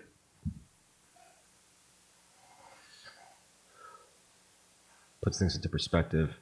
I guess the only thing I could do is do something with it, with all these cumulative skills, and that's what I'm trying. But I'm also trying not to make it about me so much as my soul and your soul and everyone's soul collectively, which, I mean, it's fine if they don't believe in it, but it's like, you know, at some point it's like, if you embody your beliefs, then it's like, how can you debate that? It's like, you just believe in something. I actually import my beliefs into my lifestyle, into my everyday decisions, and you could see the results of it. So it's like, you know, certain things can't be proven or unproven, so you can only choose which side are you going to be on with it. My friend Andreas had a really good saying. He was like, I could literally tell looking at a person's face whether or not they're an atheist before I could tell if they're black or not. Interesting. And it's because they're wearing a fedora. I don't know. He showed me I was like, really? Show me examples. And then he showed me like a bunch of pictures of supposed atheists that were debating Jordan Peterson. He's like, can't you just tell they're atheists by looking at them? I'd be interested in an AI being able to detect atheists from photographs. Well, you know what they all looked like, honestly? What? They all look like some variation of, you know, the Wojak, the Coomer Wojak? Yeah. The one with like the clapped out eyes and like the goofy smile. They all look like that. Like they all look like they just came back from like tossing off for hours, like completely like just orgasmed out. That's literally, I was like, I told him, I was like, they all look like they just came really hard. Maybe they did. Maybe atheists are more likely to be gooners. If you're a vocal atheist and you make it your whole deal, you're likely to be a gooner guy. There's plenty of other atheists out there who don't look like that, but they have other vices. And as far as women go, like it's already hard enough for like theistic women to not be gooners. So if they're atheist women, they're 100% gooners. Yeah, it's like everyday type shit. Yeah, multiple times a day type shit. So many of the women I'm with end up being like that. Essentially every attractive woman I've ever known has been like a gooner, a chronic masturbator. A goonette. Yeah, a goonette. I always fuck goonettes. They've all been chronic masturbators. They would tell me like, yeah, I masturbate like every day. Even when I've had boyfriends, when I've been engaged, when I've had a husband, whatever. Yeah. Like they were like, yeah, I still masturbated. I mean, the most interesting ones were the Christian schoolgirls or the Catholic schoolgirls, because they would tell me it's like, we were told it's wrong, but I still did it anyway, Yeah. which is interesting to me. Because it's one thing to just do compulsively, but it's another thing to do being conditioned to like know it's wrong, but still do it anyway because you can't help it. So that must fuck you up in a lot of ways, you know, like make you feel like a piece of shit subconsciously. Like being a goonette, telling you constantly, you're a filthy, filthy slut if you do this. And then and the girl's like, I can't help it. It feels too good and it's too accessible. It's too I find it delightful as a characteristic. being a goonette, Yeah. masturbating constantly. I love girls like that. Well, I love freaky but like nerdy and awkward girls. here's the Very thing. pathetic. When it comes to this sort of thing, like value-based systems, I am not on the Western bent. Like I'm not a part of the Abrahamic kind of stylization of their morality. I'm not into that. I'm into the energetic basis of things, right? Like it's fine to come. Coming is beautiful. Yeah. Coming comes with procreation. Procreation comes with life. Even if you don't procreate and make life, at least you're sharing experiences and energy. That's great. However, you could take that to its bad limits. You know, you could take it to a really bad place very easily. Same thing with food. I treat it the same way. Like vegans are obsessed with the morality of it. Animal suffering. Oh, don't you care about the suffering and the rights of animals? For me, I look at it like, listen, if you eat the meat of bigger animals, they have more complex chi networks. You're eating more fear energy. You're taking in their karma. That's more karma you're accumulating onto yourself. So it's like, if you look at it that way, they still align, except one is less like crackheaded. One is less obsessed with the right and wrong of things. One is more like about the balance of things. Like you can't not eat meat. Like, you know, you're going to eat meat. It's just How and how much and under what condition context? of it. I'm going to the bathroom. Hold on. under what context. I'll go after you.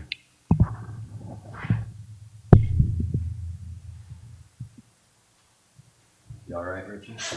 I'm okay. What's on your mind, brother? Not much at all. Just about the day. It's been the entire day in general. That's it. Was it a group chat stuff? Yeah, all the group chat stuff. That sucks. Yeah, what can you do? Not being part of group chats. No one can force you, man.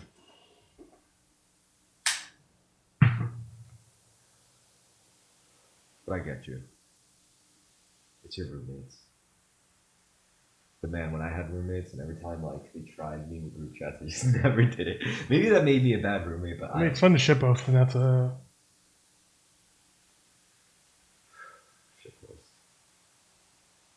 Also, organizing events must be easier. yeah. Like organizing outings, even.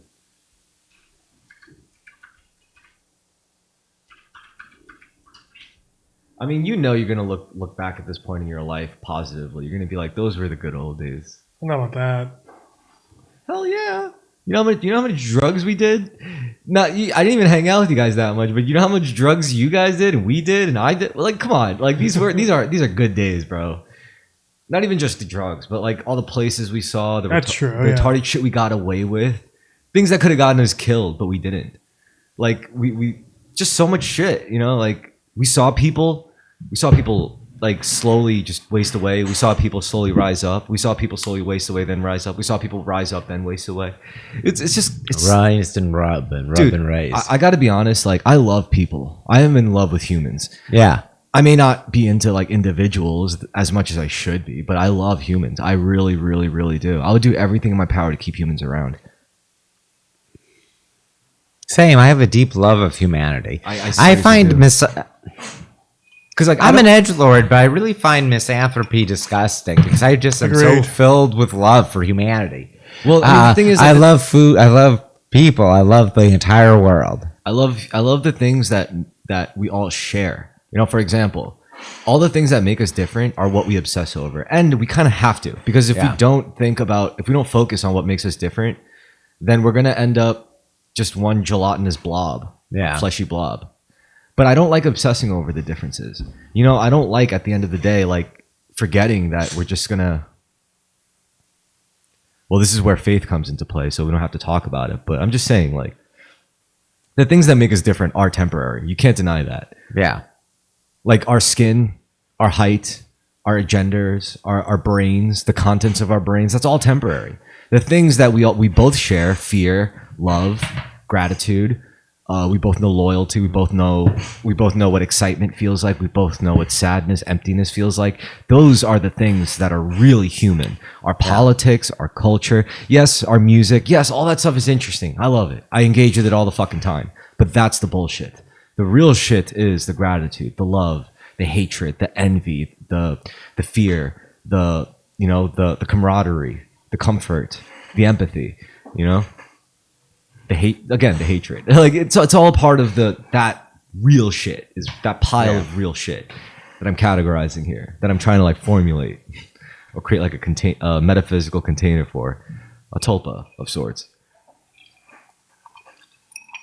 But yeah, that's but as far as like the shit that I finally realized like I don't care about, like I mean I care about it to the extent how it affects me, like how my politics would give me better gas mileage, or like some people such as myself select for politics that gives you the worst gas mileage. Oh, well, there you go. Or how my selected curated politics would affect my chances of getting pussy. Or how I do the exact opposite of that. See, because you're like, I don't want the bitches that would reject. I want them very much, incredibly so. Oh. But instead, I'd rather just be mopey and dramatic about them. For me, it's easy to just be like, oh, there's a Jewish liberal girl that I really want to get with. I'll just pretend to be some conservative Asian American dickhead, and that'll like rile them up plenty. And I like being adaptable that way, because it reminds me like I really don't at the end of the day care about like adhering to this one label or another. Mm-hmm. I do care about using those labels as leverage to get to the real human experiences, whether it's like defeating someone in a sword fight, or getting to get a girl on a nice date with me, or fucking getting closer to my dad. I may not have political beliefs as my dad, but if I act like I do, I could get my dad to open up. If my dad thinks I'm more conservative than I really am, he'll be, if I mirror him better, he'll be more open about his past, to things I really care about, the personal shit, like his relationships with my stepmom, his kids. That's what I dig into. That's what every time I hang out with my dad, I'm always trying to get information out of him about his life. And the only way to do that comfortably is if I came at him with liberal beliefs that I adhere to, he would completely reject me emotionally. He would close up. But when I talk to him about like conservative things and like talk about what the black people are doing, the illegal immigrants, the North Koreans, the Chinese, the Jew, he gets through his rant, and then he's like in his mood where he's able to open up, because he's like, oh, Chris understands me. My son is a lot like me. I know father-son bonding activity. But I do it in a way where it's like kind of manipulative, but it's like, it's okay, because like I'm sure my dad could appreciate that too, because he likes Sun Tzu. He likes, I mean, if he found out that this is what I was doing, I don't think he'd be mad. Yeah. That's very bro-y. Oh, that was sorry, not bro-y. Yeah, he would probably appreciate your approach to the situation, how to socialize. Especially as his son, Yeah. Because then he would know, like, I don't really care about converting him to my beliefs. I just care about learning more about him. Yeah. I do. That's really all I care about, is learning more about my father. He doesn't need to know anything about me. The less he knows, the better. I feel safer that way. I like my life to be so detached where if things really fuck up, I could always just go to my dad as a detached third party and be like, yo, Dad, this is what's going on. What do you think I should do as like a unrelated third party? He's like, well, son, you really screwed the pooch on this. I'll be like, yeah, I know. He's like, well, this is what I would do is if I was in your shoes. And I would say, all right, then I'll consider it,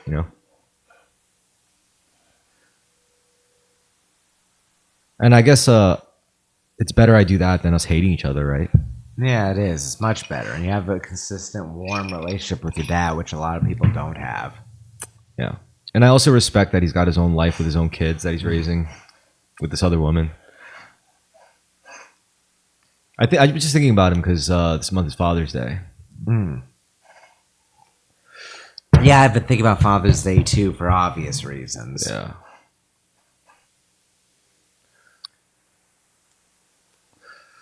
Once your dad dies, you suddenly relate to black guys for not having your father around. Dude, did you hear what Sam Hyde said about that? No, what was it? All right, so you know how like some guys, like when they're 20, they already look like they're fucking 40 years old? Yeah. Whereas some guys, when they're 20, they look like children? Yeah. One huge epigenetic factor is the age in which you lose your father from your life. Like when you lose your father at a really young age, or when you like don't have a dad from a really young age around, that makes you age faster on like an epigenetic level, Whereas if your dad's like around, like very well late into your Yeah, support, 30s, for instance. You when Exactly. you're 35 and your dad's still your primary support network. yeah. I mean, look at me. Like, it's not even like I have to live with my dad, but I'm pretty sure a part of me looking as neotenous as I do is probably maybe not less so these days, but still, like, it's probably because of my dad still being around on some psychological subset. Yeah, I feel like I'm rapidly aging or going to rapidly 100%. age. And I don't already get me- feel it. Don't get me wrong. I know it's coming from me too. I know my dad's not going to be around forever. My dad talks to me about it all the time, and it's actually my least favorite conversation. Yeah, my dad talked about it for years and years, but I appreciate it did because it made everything smoother when it happened. Well, the thing I don't like about the conversation is because he says like he's like, I would hope that you be around to guide your siblings if I weren't around, and that's shitty because that's putting your shit onto me. Like, You want no relationship with your half sibling. oh no, of course I do. Okay. To me, it's like it goes without saying, but for him to say it, it's like not fun. You know, it's like kind of a shitty thing to say. because- He's putting you on a parental position. exactly. You're supposed to take over as dad for your half siblings. Not as dad. They're old enough now, but, But as like some form of- Older as an uncle. I mean, I'm their brother. Like, That brother, yeah. If they have kids, he'll be the uncle. well, of course, yeah. Yeah. My sister's already in her 20s, early 20s. She's in the army.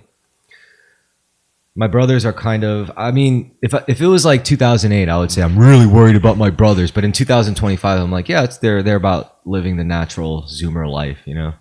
Stay home most days, play computer games, talk to your Discord friends. And that probably has been exacerbated since COVID. You know, one thing I'll tell to everyone young like that, go and hang out with your Discord friends in real life as soon as possible. I would tell them that, but I think my dad and my stepmom would get mad at me. Like, That I personally will say a big turning point for my life for the better was hanging out with internet friends when I was 20 and like in my early 20s. it's actually fucked up that I stopped being a hikikomori when I first hung out with my internet friends in real life. So if you met my siblings, my brothers specifically, you would tell them, don't be such a shut-in. I would say go hang out with your Discord friends. Like all of you guys, get shitty jobs, save some money, agree on going on vacation somewhere together. Like you guys know each other online in Discord. Go rent a house somewhere, drink beers. Like just go to local things. I think my dad accidentally pushed my sister into becoming a lesbian, though. Really? He might have. How so? Well, I mean, he made it. Okay, so my sister was like me in a lot of ways, like lazy as fuck when it came to academics and being told Yeah. what to do, like just very despondent about that sort of thing. So naturally, she kind of became a slacker. Yeah. And by the time she was 18, my dad gave her the ultimatum. It's like, you either do something. I would suggest join the military. You know, we'd still be here to support you. You could join the reserves. You don't have to do anything serious. Or go to college. And she was like not doing college, apparently. So she joined the army. And, it's not like it's not that she was born to be a lesbian or born to be straight. It's just people are like that. I think they're more impressionable than we give them credit for. You know, like there is no gay gene. There is no straight gene. It's just you could be nurtured into it, you know? Through like specific lifestyle choices and changes, or like changes in upbringing, or changes in experiences at specific key points and pivotal moments. So my sister was 18 going into the military. Maybe she had some experiences or influences that she was surrounded by from other women, even saying like, hey, put it this way. You're not out there like complaining and bitching about things and getting your nails done and lying and charging your phone and eating hot chip all day. Like you're here with us doing Yeah. this shit. Like you're not like those bitches. And maybe that prompted my sister to have some internal realization like, yeah, they're right. And maybe she would never have had that experience unless she actually went to boot camp with these fucking, who knows, like Latinas and fucking, who knows who she Your sister was seduced by Latinas in boot camp? Maybe. If she's listening, I don't think she's listening to this, but if she was, I would love her all this. I wouldn't give a fuck. Yeah. I'll be a lot more interested in that story than if there was no story at all, you know? Like, Yeah, I don't know. Maybe it's just exposure to people in that time and place. Maybe it's not even serious. but still, I mean, it's still interesting for me because she's like the first member of my family that I know that joined the military. Yeah. So she's got this kind of insight that I don't have. And she's really young. Now the question is like, what do I see her doing when she's not militarying it up with a reserve unit? She's at home doing the same exact thing as my brothers, walking around in her basketball shorts and t-shirt with her tablet computer and just fucking, you know. And she's not like a femme type, like either. Right. Like yeah, She's pretty butch. yeah. I don't know if she could beat me up yet though. Maybe she can one day. But I like Richie to meet your sister. Nah, she's too young though. She's like literally so young. She's like, I thought maybe now that she's old enough to drink, I could like relate to her on but no, it's like kids are aging old. She's technically an adult doing adult shit, but even still, it's like She seems like such a kid. yeah, She doesn't drink much. It's fascinating the Zoomers that aren't heavy drinkers. So many Zoomers don't drink. yeah. It's a very Or strange. they're lightweights. They barely drink. I'm actually grateful that I get to watch my siblings at this point in their life. I get to literally see what an adult Zoomer lives like. You know, Yeah. the youngest of adult Zoomers. Like, there's this show on Amazon Prime that I've been watching called Motorheads. Yeah? Yeah, it's not a good show in terms of like cinematography or even writing, but I like it because it's a show about these kids, 17-year-old kids in the year 2025, raised by like a single mom. And they were raised in New York City, but the show takes place in somewhere like the Midwest or whatever, and or Florida even, I think. I don't know, some hick place. And this is their dad's hometown, and their dad was like this gifted getaway driver or whatever. Long story short, they go back to their dad's hometown. The show's about them getting into the local street racing scene there in 2025, modern day. And the mom is like really hot, you know, she's like a single mom, like ER nurse, MILF. Oh, so good. And she's Latina. Yeah. But she's also from that small town, you know, where she met their dad and before like, and she had them when they were 17. 17 is the year that the dad went missing. So their whole life through conception, the twins were raised without a dad. Christian Maddox, the legendary driver of this small town but they were, you know, before the show, they were from Brooklyn. So anyway, long story short, I like this show because the mom is me, my age, my generation. She's a woman in her early 30s in 2025 who had kids back in like 2005 or 2008 or something at 17 years old, which is crazy because they have like flashbacks in the movie and the show, sorry. And the flashbacks aren't like, they paint it like they're real flashbacks. If we watch something, we see a flashback, we think 1980s. Right. These flashbacks are in like 2005 or something. 20 years ago, 2005. Yeah. So the music is like fly like paper, get high like planes, and this is supposed to be like old shit. It is old shit now. It is old shit. So I'm watching this show and I'm like, this show is not made for me. And what I don't like, well, it's what I like and don't like about the show. The mom, she's supposed to be like my age, but she looks like she's fucking 40. I'm like, yo, trust me, that's the one thing they got far away from 40, but yeah. I'm saying we don't look that old. Like that's the one thing they got wrong. We're supposed to look that old, but we don't. But anyway, the kids are like 17, so it's about like Gen Alpha, I think, at this point. But the parents are like us, like millennials. It's so good. Well, just seeing it, and you probably would watch it, and you're like, I hate this, but it's I say that a lot, but yes. But it's endearing that they tried. It's endearing that they're trying this kind of time jump 20 years ago, you know? Well, your sense of time dilutes as you get older, or contracts as you get older. Old people are still living and are still around too, because people live Live longer and are healthy. I feel like people our age being neotenous is connected with boomers still being around. Of course. Boomers live forever for the same reason that we're neotenous into our 30s, both in our behavior, appearance, our norms. True. But man, I mean, maybe this is like the new norm now. We could expect like 20 years ago, like 20 years in the past, and it looks exactly the same. It's just the music is a little different. Yeah. Cars look a little older, but everyone's still got Androids. Everyone's still got iPhones. Ah, so good. So funny. Motorheads. You guys should check it out. And it's also endearing that the kids are from New York.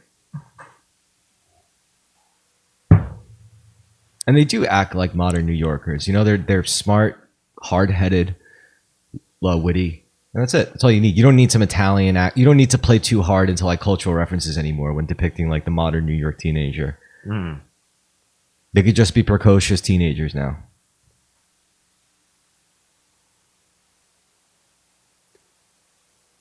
I mean, think about it. Like all the like, if you could imagine like a New York teenager now, like they're hardly like ethnic inner city kids anymore. Now they're just all just the quintessential secular teenager. Yeah. You know? Well, just, Zoomers. Zoomers and Generation Alpha. You're right, Generation Alphas and Zoomers are in their 20s now. Yeah. The Alphas, yeah. And I think the Alphas are going to be okay. They're probably going to be They're okay. probably going to be okay. They're coming after the initial internet shockwaves that hit millennials and Zoomers. Yeah. Oh my God.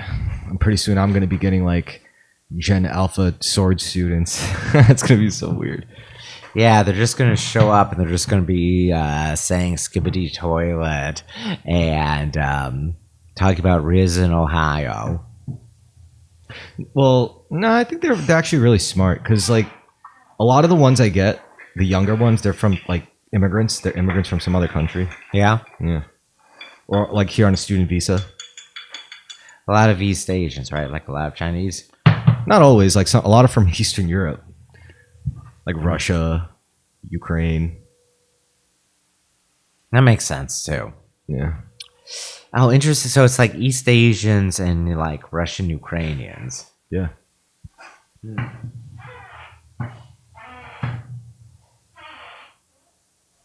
Kind of makes sense because it's all Eastern shit.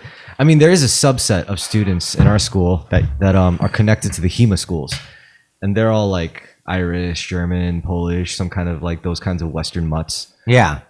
And there's some of my favorite people. Like that's one of the crowds. Like, cause a lot of the Chinese kids hang out with the Chinese kids in the dojo, like the students. But I do like to talk with them. Like the HEMA. I call them the HEMA folks. The HEMA folks who come to our dojo. The hemophiles. Yeah.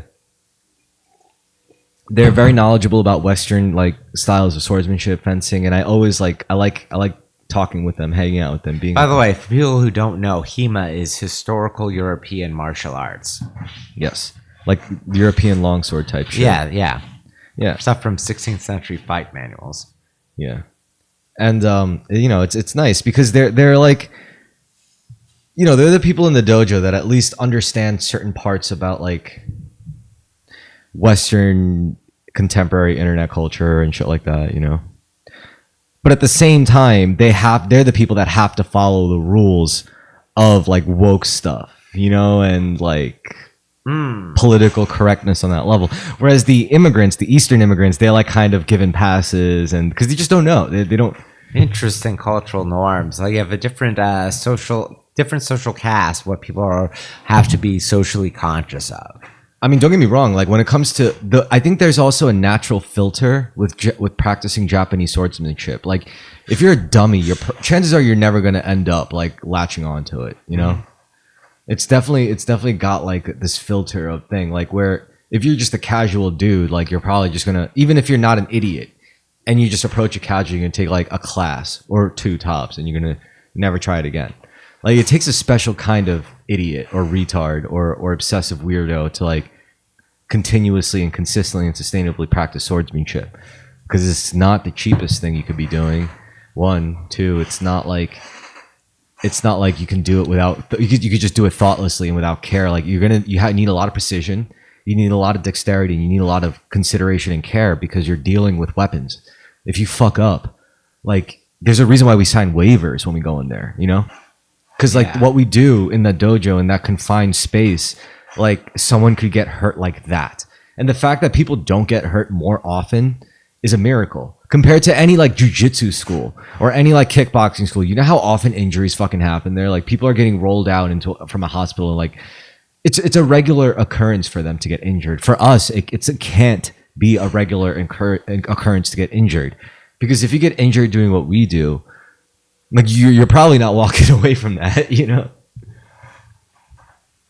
we go hard, So it's like going hard with a deadly weapon, training like that. You have to be on point. So again, like to reiterate, there's a good dummy filter. Like you're probably, chances are, like you're not even going to handle it, if you're an idiot. Because we're going to tell you all this, like before you even make your first swing, we're going to drill all the safety shit. Like make sure you keep your thumb on this. Make sure you keep it in this hand. Make sure you keep your blade up. It's like, oh, when you bow, it's like you took your thumb off. You never take your thumb off when you bow because the sword falls. When the sword falls, don't try to catch it. Just let it fall to the ground. It's better than try to catch it fall. Like there's there's a lot of things, They're trained in, but yes. But this takes time. This takes patience. This takes diligence. And once you've proven that you get it, that you don't have to be reminded, that's when you could be given more responsibility. Like, all right, now you're ready to buy a real sword. Let's say, all right, now you're ready to start cutting with a real sword. Or now you're ready to start swinging, But the fact is, like, we start you off with a metal sword. It just doesn't have a sharp blade. Like, we start you off with a dull trainer, and then you move on to a sharp sword. But yeah, it's a dummy filter. Like, if you're just some idiot who thinks you could cowboy your way through it, chances are either you are going to get really hurt or you're going to hurt someone else. And that's like a huge problem.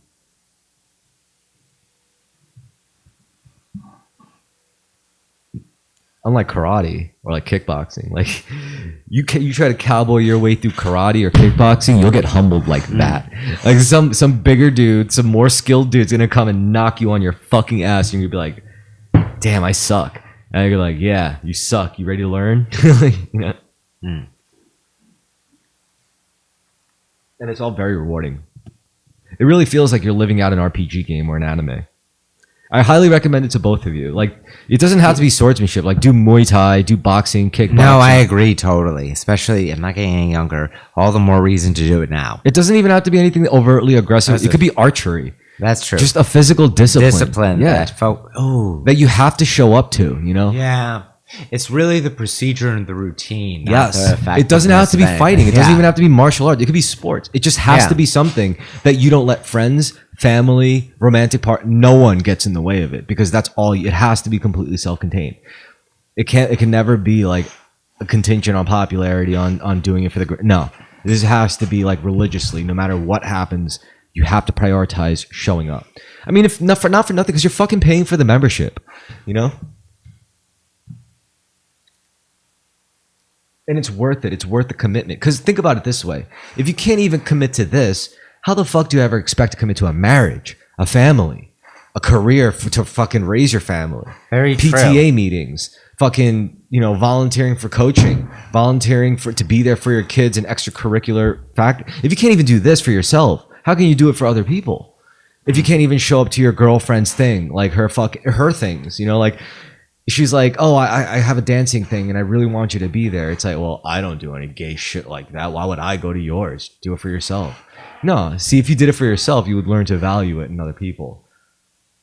It's like, you may not like it, but it's like, what it means to commit to something every single week, even one day a week for her to go to this, to practice and go to tryouts for this gay ass modern avant-garde play about feminism, but she might really care about it. And you might not care about the play itself, but the fact is she had to show up a day a week on this gay ass feminist fucking play that you really don't agree with, but you gotta admire the work she put into it because you're there firsthand every day to see it. Same thing for yourself, Yeah. Like, there's plenty of people that don't give a flying fuck about martial arts. What they do care about is the fact that I actually show up every single fucking time. That's what gets them. It's not what I do. That's how I do it, because that's how I do everything. That's what that ultimately means. How you do one thing is how you do everything. And that says the most about a person. It doesn't have to be martial arts. I could have gotten into tennis. I could have gotten into golf. But being like as devoted as I am into it, that's what matters. And that's what you could apply to anything you do. Cars, podcasting, fucking whatever. Just learning how to show up, even if no one forces you to. Like, even if no one's paying you to, even if no one's like offering you incentive, you're doing it because it could lead to something greater. And that's where faith comes into play. Spiritual energy being cultivated. And it's not like you could do rituals to cultivate spiritual energy. The only way to cultivate spiritual energy is to purify the body and mind. Yeah. And the only way to purify the body and mind is to use your will, which is all spiritual. And the only way to do it efficiently is to use your mind to think of logical and logistically sustainable ways. And the other way to do that is to train your body to physically sustain the energy to plan, to execute, and to sustain, to maintain. It's all connected. It's this is what I guess you could just call it just straight up holistic wellness. That's in Yeah. layman's terms, in Western terms, it's holistic wellness. That's why psychology is kind of limited in comparison to the bigger picture. It's not just about your mind. I mean, don't get me wrong. It's a third of it, which is a huge chunk. But there's your body, and then there's the part that's divorced from your rational mind and your physical body, your emotions.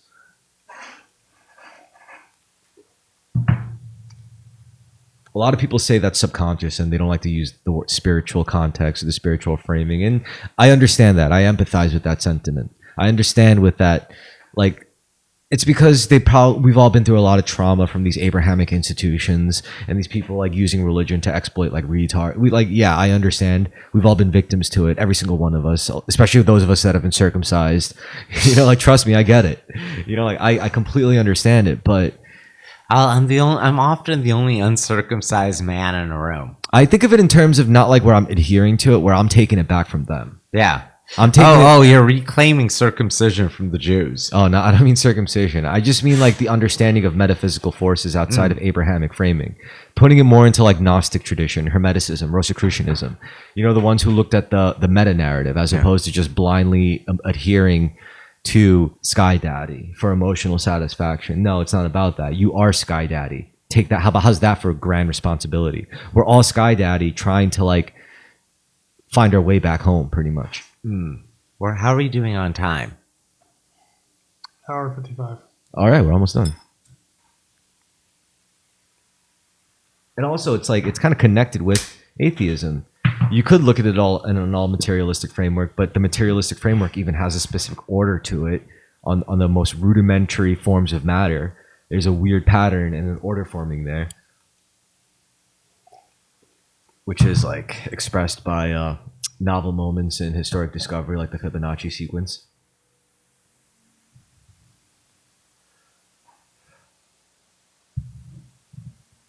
The holistic perspective.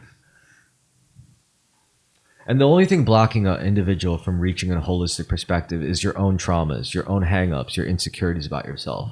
I mean, it's the Hindus got it right when they looked at the chakra points going up the center column of your body, each one blocked by a specific emotion. For example, your root chakra, your sexual organs, blocked by what? Fear.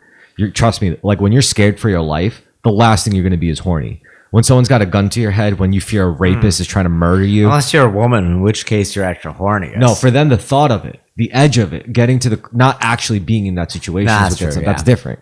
But then there's the ones above that, which is like shame, guilt. After they realize they're excited by that, regardless, they're confronted with, why am I into this? I feel guilty and fearful and whatever.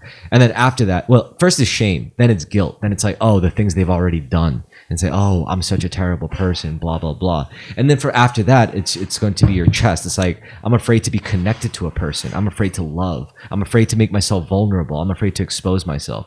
Then after that, it's your throat chakra, which is basically preventing yourself from being heard, from being a force, an actual force of change. And then after that is knowing about yourself. It's like, oh, there's accepting the idea that who I think I am is just meaningless. And then the last step is, wait a minute, I'm the whole universe, just a focal point of it experiencing itself. I'm not bigger than the universe. I am the universe. I'm of the universe. Just like my cells are me, in a sense. I am it. I am the universe. My cells are me. Me is universe. Me is earth. Earth is space. Space is universe. We're all just stardust. The focal point of the universe experiencing itself, etc., etc. That has nothing to do with God. You don't even have to bring God into that, explanation. It's just something outside of the self and a greater connectedness with others. Well, it's actually and with the universe. It's actually empathizing with the whole universe using the sense of self. For example, if you can think, right? You can think, therefore you are, but you are not bigger than the universe, therefore the universe can think. If you can think, Carmen being able to think means at least a piece of a universe can think. That means the universe can think. Yes. That means the universe is conscious. And you could call that God. You don't have to, but it's a very convenient label for something of the sort. Because beyond just the universe is probably something else. And amongst all that metaphysical upstaging, at the end of it, there's the law of one.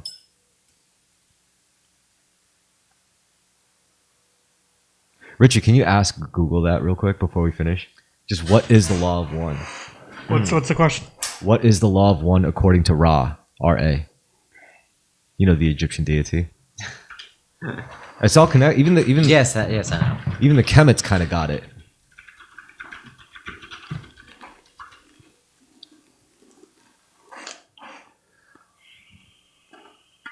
Can't be a Terrorisk episode without doing metaphysical gibberish. This isn't gibberish though. This is older than me, honestly. Like much older. All right. Wait, the top one. I want to see what AI idiot has to say. I'll read it. According to Ra's teachings, one is the one means that everything in the universe is ultimately a manifestation of a single unified energy or consciousness. This concept, known as the law of one, suggests that apparent differences and dualities are merely different levels of awareness or manifestation of this underlying unity. The law of one emphasizes the interconnectedness of all beings and the idea that we are all part of a larger energetic living substance. And that's the general description, I would say, of the law of one. There's a further breakdown, but how do you feel about that, Carmen? It's basically what I said. Like, Yeah. you know? Yeah, it is. I'm thinking of the right term. Not pantheism. And it's not just monotheism, because monotheism kind of has Pantheism?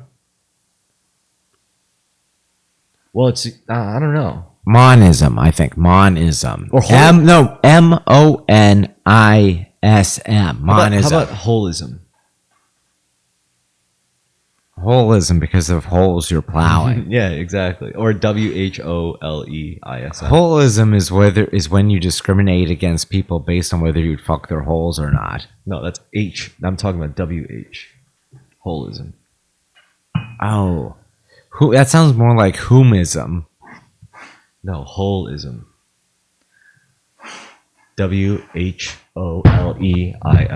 Holism. But you know, they call it the law of one. And you could call this the Eastern. This is like another expression of the Eastern tradition of non-duality. You know, it's kind of referring to the same thing ultimately, except like I think like going to non-duality through the Eastern tradition is going from the bottom up, whereas this is going from the top down. Understanding wise, you know.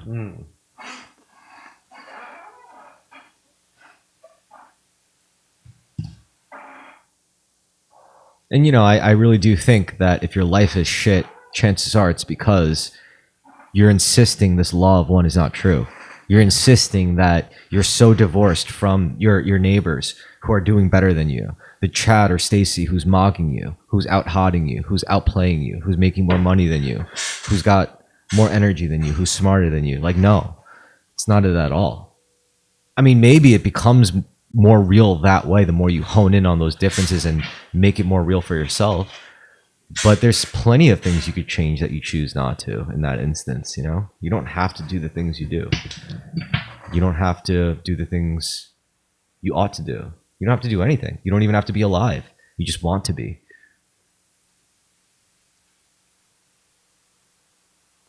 There's no law of nature that suggests we have to be alive. And in order to be alive, we have to do this, this, and that. But the truth is, you don't have to be alive.